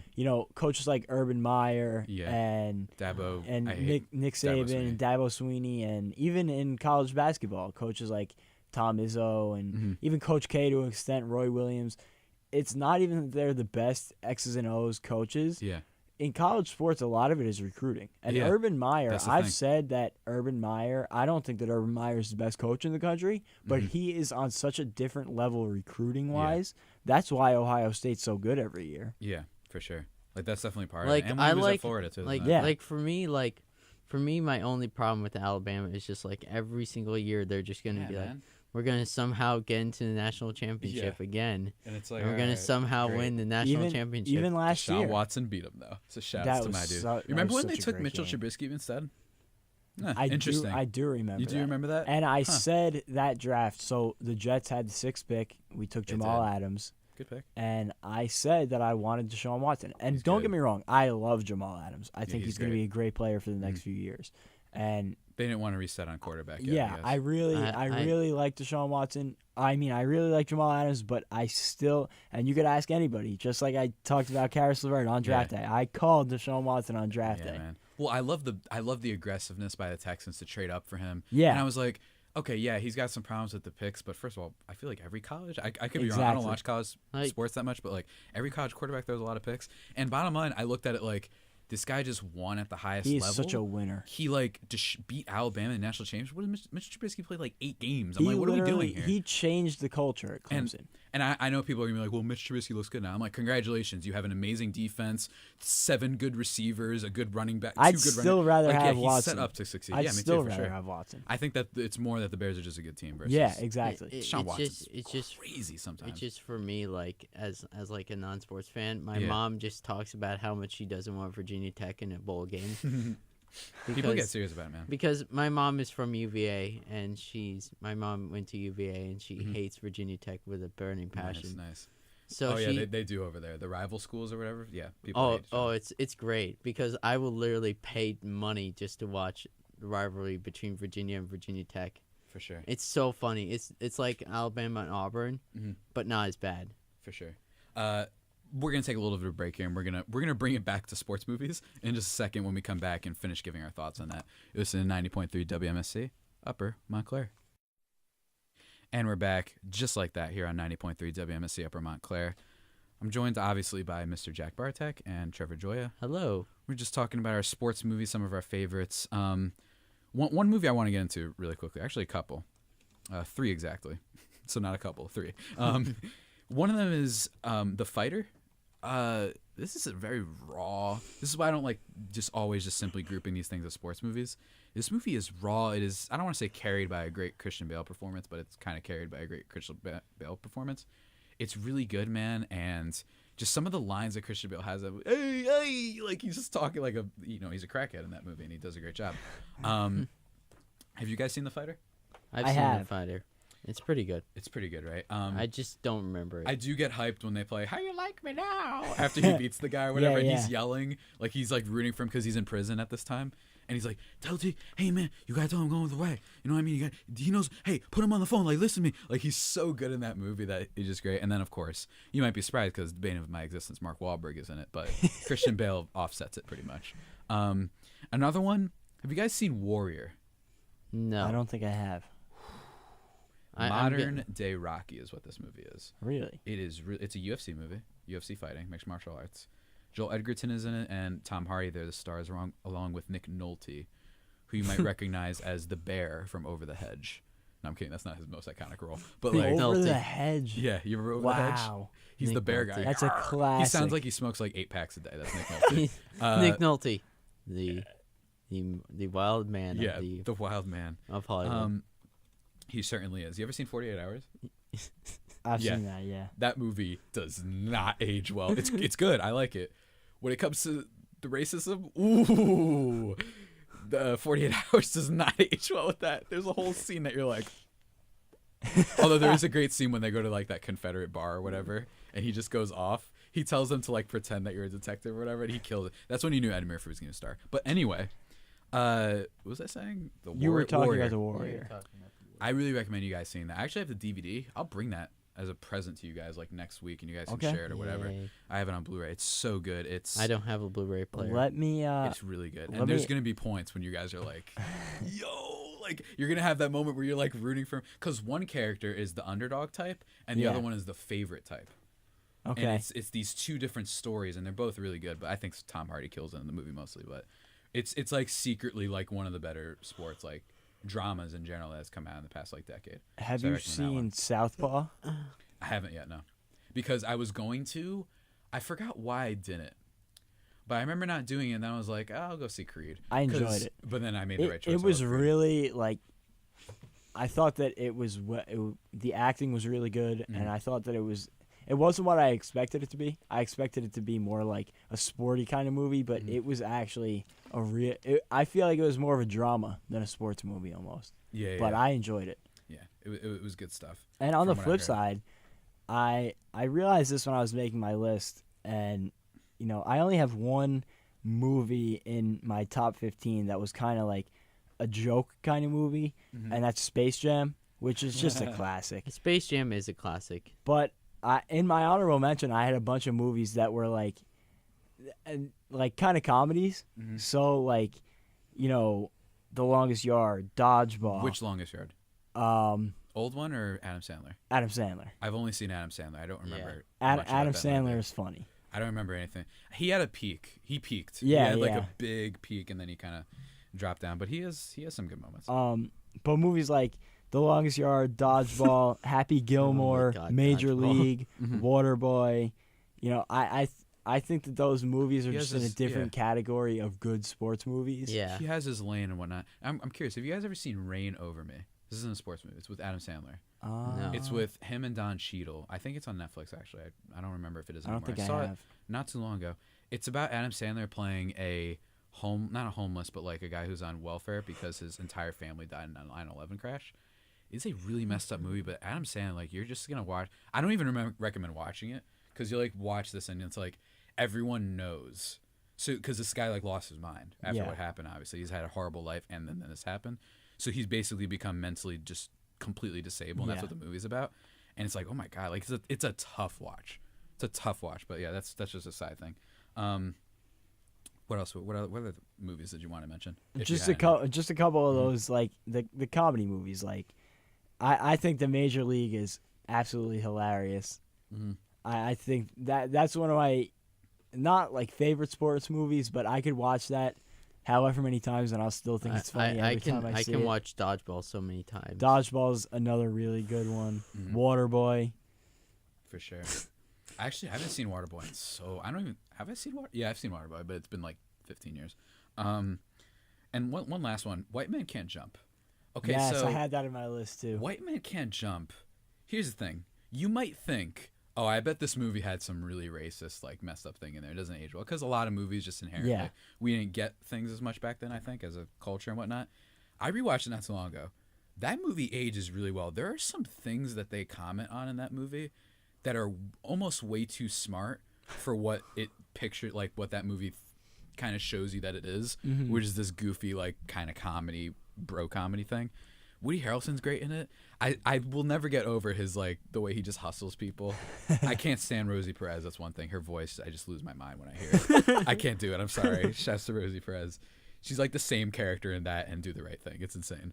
Do the Right Thing is a classic. That's one that has aged unfortunately well. You know what I Yeah, mean? Like, yeah, unfortunately, yeah. it's the exact same lesson from that movie. Always do the right thing, Trevor. That's it. That's it. Yep. And I think that in White Man Can't Jump, the basketball scenes are pretty good. Did you know that I think they're doing a sequel or a remake of White Man Can't Jump? Really? Yes.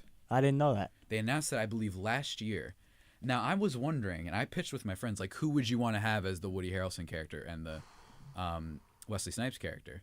The ones that we came up with were Miles Teller and Michael B. Jordan.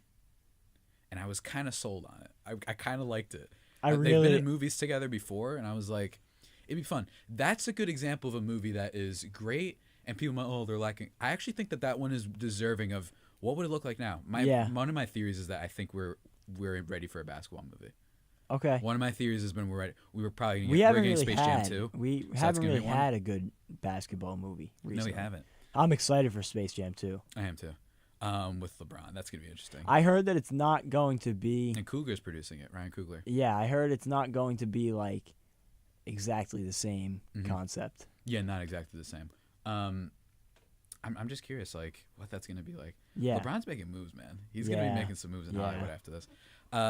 But yeah, White Man Can't Jump, man. It just gets basketball culture. It gets that, like, trash talk culture, but it gets the street thing of it, where it's like basketball's different based on where you come from. Like that, it's true. Like 100%. if you go to like the neighborhood house in Morristown versus going to Moore's Catholic High School, people play differently. I'm not saying one is better than the other. It's just one game will be a finesse game. One game will be like ground and pound. One game will be crazy pat. Like it's just that's what I love about basketball. That's even why it's my favorite sport. just playing street ball, like playing outside. It's you can different, play man. at like at my courts in the playground is a completely different game than going to practice and playing. It's completely different. Like, That's what I love about basketball. it. I feel like you can learn about people based on how they play basketball. And I don't think you could say that with other sports. 100%. That's what I love about it. What about you, Trevor? I don't know. You know. What about you, Trevor? I don't know. Hey, that's perfect. Very poignant response. So yeah, guys, do you have any final thoughts on just sports movies in general? Let me ask any you a last question. ones? Have you ever read the book Moneyball? I read a chapter. I never finished it. I'm not because I was doing things like I'm gonna read the book before the movie. Only read a chapter. I want to read the book because I've heard that the book is better than the movie, and the movie blew. It's so good. It's one of my I've favorites watched it of like all 50 time. times. One of my favorites of all time. I haven't. so good. I haven't watched that. You It's should really good. really Brad watch Pitt should it. have won for Best Actor. Even if you're not a baseball fan, it's I'm really really not. interesting. You don't need to be a baseball fan. it And just- Jonah Hill, the first time we saw dramatic actor Jonah Hill, Yeah. we were like, Jonah Hill, the guy from Superbad. Yeah, and he's yeah, great yeah. in this. And you see, he's so adorable. He plays that role perfectly. He's so adorable. It's so geeky. You love him. I'm gonna watch that when I get home now. If I get home sooner than 1 o'clock in the morning. So yeah, Trevor, you have any final thoughts there that you want to share? No. I love how like quick he's been because usually Trevor likes to go into this. You're really deep with your analysis. I'm tired today. I'm tired too, bro. I feel like I've been talking for like 3 hours. So, I got to throw one more of my honorable mention Go just for because it. I mentioned it last week. Do you know what I'm going to say? oh man, what is it? Uncle Drew. Oh my god. It had to be Bringing said. it back. Bringing it It back. had to be mentioned. Bringing it back. I totally forgot about that you mentioned that. You just dropped that. You were like, yeah, I saw Uncle Drew this year. And like I didn't even want to say it in front of you guys. Like I felt so like I felt like you guys amazing. were totally judging me for seeing Uncle Drew in No, theaters. No, because me and my friend, we were thinking about it. We were like, yo, you guys want to do this? And we're like, Have you seen maybe. it yet? No. It's total There's too many bad things I have to good. say. Total bad good. Total good, bad. Good bad. Good, bad. There you go. What, you enjoyed it for how cheesy and Yeah. bad? Okay. Yeah. So good, bad. It was like so funny. It was good. And they made a couple of references like spoilers, but there's a time at the end where they're playing in a tournament and they come right towards like the final play. And I don't know if you remember, in when the Fab Five was at Michigan and Chris Webber called the timeout. Yeah. And they didn't have any. Yeah. And it resulted in a technical that foul what and they happened, lost the game. So they're in the huddle, and Kyrie Irving goes to him, "We don't have any timeouts left. Don't call one." And he goes, "Oh, I thought we had one." It's like the And I J.R. just Smith. thought that they made a couple funny references throughout the movie. That's and good. It was good. All right, I might give it a watch, man. I might give it a watch with my friends over the break or something like that. But yeah, guys, those were some of our thoughts on sports movies, what makes them so good, some of our favorites. It was a really fun conversation. I had them prepare for this. As you can tell, we all had a ton of them. There's still so much more I would want to talk about. I could talk about movies for days. As you can tell, I run on diesel fuel on a machine when it comes to this stuff. So do I. But yeah, we're going to take a little bit of a break. And when we get back, maybe I'll allow Trevor to take the board. I don't know. Let me look at him real quick. Yeah, I think I'm willing to do it. So yeah, guys, stay tuned. You're listening to The Digital Dash. You're on 90.3 WMSC, Upper Montclair. Here and the assistant DJs, me, Trevor Gioia, and Jack. Say hi. Oh, How's it going? What up, man? yeah. So obviously, I saw Bohemian Rhapsody over the weekend. You did. I heard about this. It was really good. Yeah, sure. Tell us what you thought. For those who don't know, Bohemian Rhapsody is the song based, it's a song from Queen that's amazing, but it's also a title of the brand new movie called Bohemian Rhapsody of the same name, and it was really relatively good. So I went into the movie with low to high expectations. Yeah, okay. Like, you know how you go into a movie, you're just kind of there. You're like, okay, I'm excited, but you're kind of it's gonna be good. Yeah, it could be good or it could be bad. But other than that, it was really interesting for me. For those, it's obviously been getting a lot of critic bashing from the radio and from the press. I don't think it deserves that much. Really? I don't think it deserves all that critic bashing. So go through some of just what did you think were some of your why do you think that it's unfair that people are bashing the movie? It's unfair because you have to understand the fact that this is a biopic. So most biopics tends to skew the facts, tends to make the facts tends to make things fictionalized and all that stuff. But for me, if you're a Queen fan, it's very enjoyable because you're seeing Freddie Mercury on screen, and even though it's Rami Malek, it's still Freddie Mercury. And it's fantastic. And seeing those live Queen concerts, it was beautiful. And so, you're obviously sitting there, Jack. What do you think about it? Well, unfortunately, I have not had a chance to see Bohemian Rhapsody yet. Yeah. And I do want to because I've heard raved reviews about it. Yeah. And I know a lot of my friends want to go see it or have said they want to go see it. So I do see this being one of the rare occasions that I make it to a movie theater during the year. Yeah, definitely go to the theater during matinee because it's really good and really relatively cheap. And plus, it's so much fun to go see a movie that's just so much. It's so insane. Yeah, it's a good feeling. Yeah. I enjoy it. As much as I don't do it, I wish I did it more. Yeah. Because I do enjoy going to the theater. It's a cool, I don't know if the word is vibe. Yeah. But it's just a different feeling than sitting home and watching a movie. For me, this is one of the few movies that I would contend to watch this on the biggest possible screen ever. Because I'm one of those nerds who's yeah, you have to watch this on the biggest possible screen ever. It's just so great. But it has a lot of things that I personally like about it. It really does. And seeing that, I'm just I like the music it handles. I like everything about the soundtrack, from everything to that. And it's just a great overall feeling that you get after you watch the movie. You're I'm going to listen to a bunch of Queen albums after this. That's basically what it feels like. You want to listen to a lot of Queen albums after you watch Bohemian Rhapsody. Almost like a sports movie. Yeah. You were inspired by it in a way. Yeah. What did you think? What do you think of What did you think of Malik's performance? Do you think that we're Malik's- going to hear any award? Because Ma- I've heard that it might be nominated. It could be, but I don't think so. Mhm. Because I like the performance, but some people are just gonna be like, it's too obvious or like this stuff. Mhm. But for me, it was really like underappreciated a little bit, because I felt like he was very good in that role. When it comes to some musical biopics, how would Yeah. you compare this one to the rest? Like, it's a lot better. Like, you know how most musical biopics, they tend to make things like way more fictional and way more like Mhm. Do you have an example of that? like, okay, you know the Like they tend to, like with a lot of based on a true story things. Is that what you're trying to say? yeah, Mhm. like with a lot based on true story ones. A band one that I think is really ridiculous is probably like The Doors, Okay. starring Val Kilmer. Val Kilmer, weird actor. He Very played weird actor. he played Jim Morrison in The Doors. Mhm. I don't like that movie because of two reasons.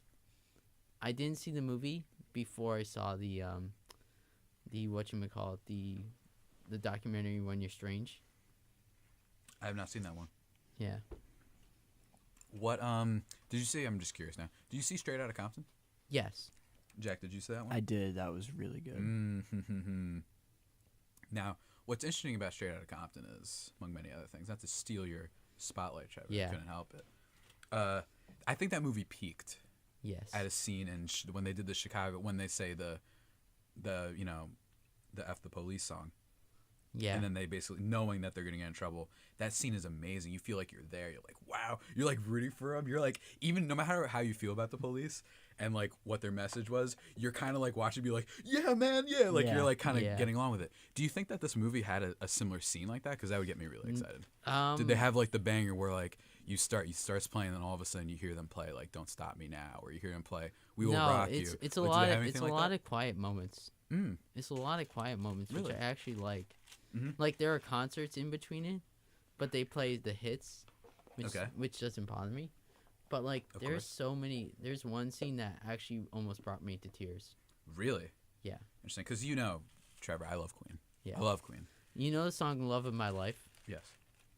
It's gonna involve that. Ooh. I don't want to say how. So I've heard reports that there's a romance side to this movie. It's There's very a love story. It's a very nice love story. And Really? I'm like, Because I've heard mixed things about it. What did you think of it exactly? I thought it was very like, if you've read up on Freddie Mercury before you see the movie, Mhm. you kind of know who Mary is already. Mhm. So like, this romance story is not weird. If you don't know about Freddie Mercury, can you just briefly like go over that? What Like, do you think? for a short period of time, like probably early 70s, Mhm. right around the time that Queen was getting big, he started to fall in love with this girl named Mary. Mhm. From this was like before he joined the band, Mhm. and he progressively got more romantically involved as time went on. But Interesting. he started to realize that he did not like Mary the same way that he liked men. Interesting. Now, what else I found interesting about this movie is that, Yeah. like you were saying, you mentioned this before, not to retread too much, but you mentioned about like the talk about it, that critics have been bashing it a little bit, Yeah. and that it's been getting some unfair views or like reviews. Do you think that? What do you think? Did you have any gripes with the movie? Are there any areas you had no gripes with the movie? I don't. Surprisingly, when I went to the Queen movie, I knew what I was expecting. I was expecting a very concert-based like story about Freddie Mercury, and I like that about it because there aren't many movies that talk about the lead singer a lot. Mhm. For me, that's really interesting a lot more. Interesting. So, what do you think is like? So you just have no problems with the movie? I have a few problems. It's just Okay. it's like small things. It's like pacing issues. Some pacing issues. Okay. How But- long was the movie? Do you It was remember? like 2 hours and 15 minutes. Oof. It's long. I'm gonna see it it's- about Thanksgiving break, but I was just talking about that. How it- like anything over it's- 2 hours scares me now. It's for me like the pacing problems are small, Mhm. but they're just so obvious if you're a filmmaker. Mhm. Like it's so Even if you're not a filmmaker, even sometimes. if you're not like let's just say like there's one scene that I personally thought was not paced properly, Okay. which was the Live Aid concert. Okay. And I heard there's like a 24-minute version of it, the full set. And I'm like, I didn't care if the movie was 3 hours. I would rather want the full set because I didn't like the fact that it was just cut to Radio Gaga, cut to this, cut to that. I'm like, all we hear is. I remember when they played that for the GTA 5 trailer. I forgot which character they did that for. Michael, maybe? I think it was Michael. For me, it's just I love Queen, and it's just like one of those bands I'm just like they started Arena Rock, but for me, like, this movie was, my dad compared it to like a Springsteen concert. Like the movie. I agree. I get what you're saying. Do you have any final like closing thoughts on Bohemian Rhapsody you want to get to? It's a very like, for me, Bohemian Rhapsody is one of the few films that I would agree that you'd have to be a Queen fan to like it a lot. Okay. So you think that if you're not necessarily a big Queen fan, you might not get it as much? Yeah, like I saw reviews where they're like, I don't understand this. I don't, like, I saw a few reviews where it's just like, I like Queen, but I don't like it a lot. I'm like, that was the main problem, I think, with reviewers. Like, I read the... They didn't get it, right? I read the Montclarian review of it, and I'm like, you didn't get it. You didn't get the... Trying to bash my paper, bro? No, I'm not bashing your paper. All right. Just making No, sure. good. You saw that, Jack? You try to pull a fast one. You're gonna good. get past You're me. good. You're good. I'm the catcher, man. I'm Yadier Molina. It's like when he was this. interrupting you You before. know what He's I trying mean? to take over now. Now that he's in Unbelievable. the big chair. Yeah, you think you own You the better show, watch Trevor? out. No, You I think you don't. own this place? I don't own the show. God, no. I'm just messing with you, man. So yeah, is that all you have to say? Roughly. Keep going. Yeah, basically for me, the other problem was the fact that so much stuff was going on, and that's probably confusing to some viewers, to some audience members. I get you, man. Yeah. So, Trevor, do you know what you have to do now? We have to go to a break. So how do we do that? We are going to play. We're just going to play. We're just going to play it? All right, guys, so stay tuned. And we're back, everybody, here on 90.3 WMSC, Upper Montclair. You've been listening to The Digital Dash tonight. Let me tell you, it's been a great show. I was joined for basically the entire thing by my two ADJs, Hello. Trevor Gioia and Jack Barteck. Hey there. And did you guys have fun? Because that's what I care about the most. Yes. I enjoyed it. I a lot. That was enjoyed good, it that a was lot. good. It's a really good conversation. It was a lot of fun. And we'll definitely try and do something next week. Trevor, he passed my trial by fire for the most part. There'll be more trials by fire. Yeah. Both of you did. We're going to talk about more things next week. I don't know. That's really any final thoughts that you guys have? Just anything at all? I really want to see Fantastic Beasts this weekend, but it. Interesting. You know, Creed comes out on Thanksgiving. We were talking about Creed. I want to see Creed with my dad, probably. I want to see it with my dad too. But yeah, what and What just happened? This is What just happened? interesting. you know what just happened? Oh, I know exactly what just happened. What happened is somebody's getting beat up because Molly Jenkins and Frankie Perez just walked into the they studio. didn't walk. They ran. They ran and just took my gum. So I'm gonna close up the show real quick. Let me do my outro, guys. I'm sorry, this is an emergency. Ladies and gentlemen, that has been it for today. I can offer you some gum. Don't worry about it. No, I'm not kidding. This is not And they okay. are chewing This is your not gum okay. outside of the Hold on. studio I'll be right back. I'll be back. The gall of Frankie to do this, especially Frankie who didn't show up because he couldn't make it to the bus today, especially him. Yes, he's last over there. All right, so guys, that's it for today's edition of The Digital Dash. Remember that you can always tune in to the show every Monday from 4 to 7 p.m. here on 90.3 WMSC Upper Montclair or the iHeartRadio app. And as always, to close things out, it's a journey with separate ways, worlds apart. And remember, everyone, what are you guys doing? That now for my deep line, of course. Remember, everyone, never accept the world for what it appears to be. Dare to see it for what it could be. We're all an illusion. Your mic's not on, so nice try. That's right. I'm Javier Reyes, Love you all. and I hope you all have a terrific night. I'll see you next time.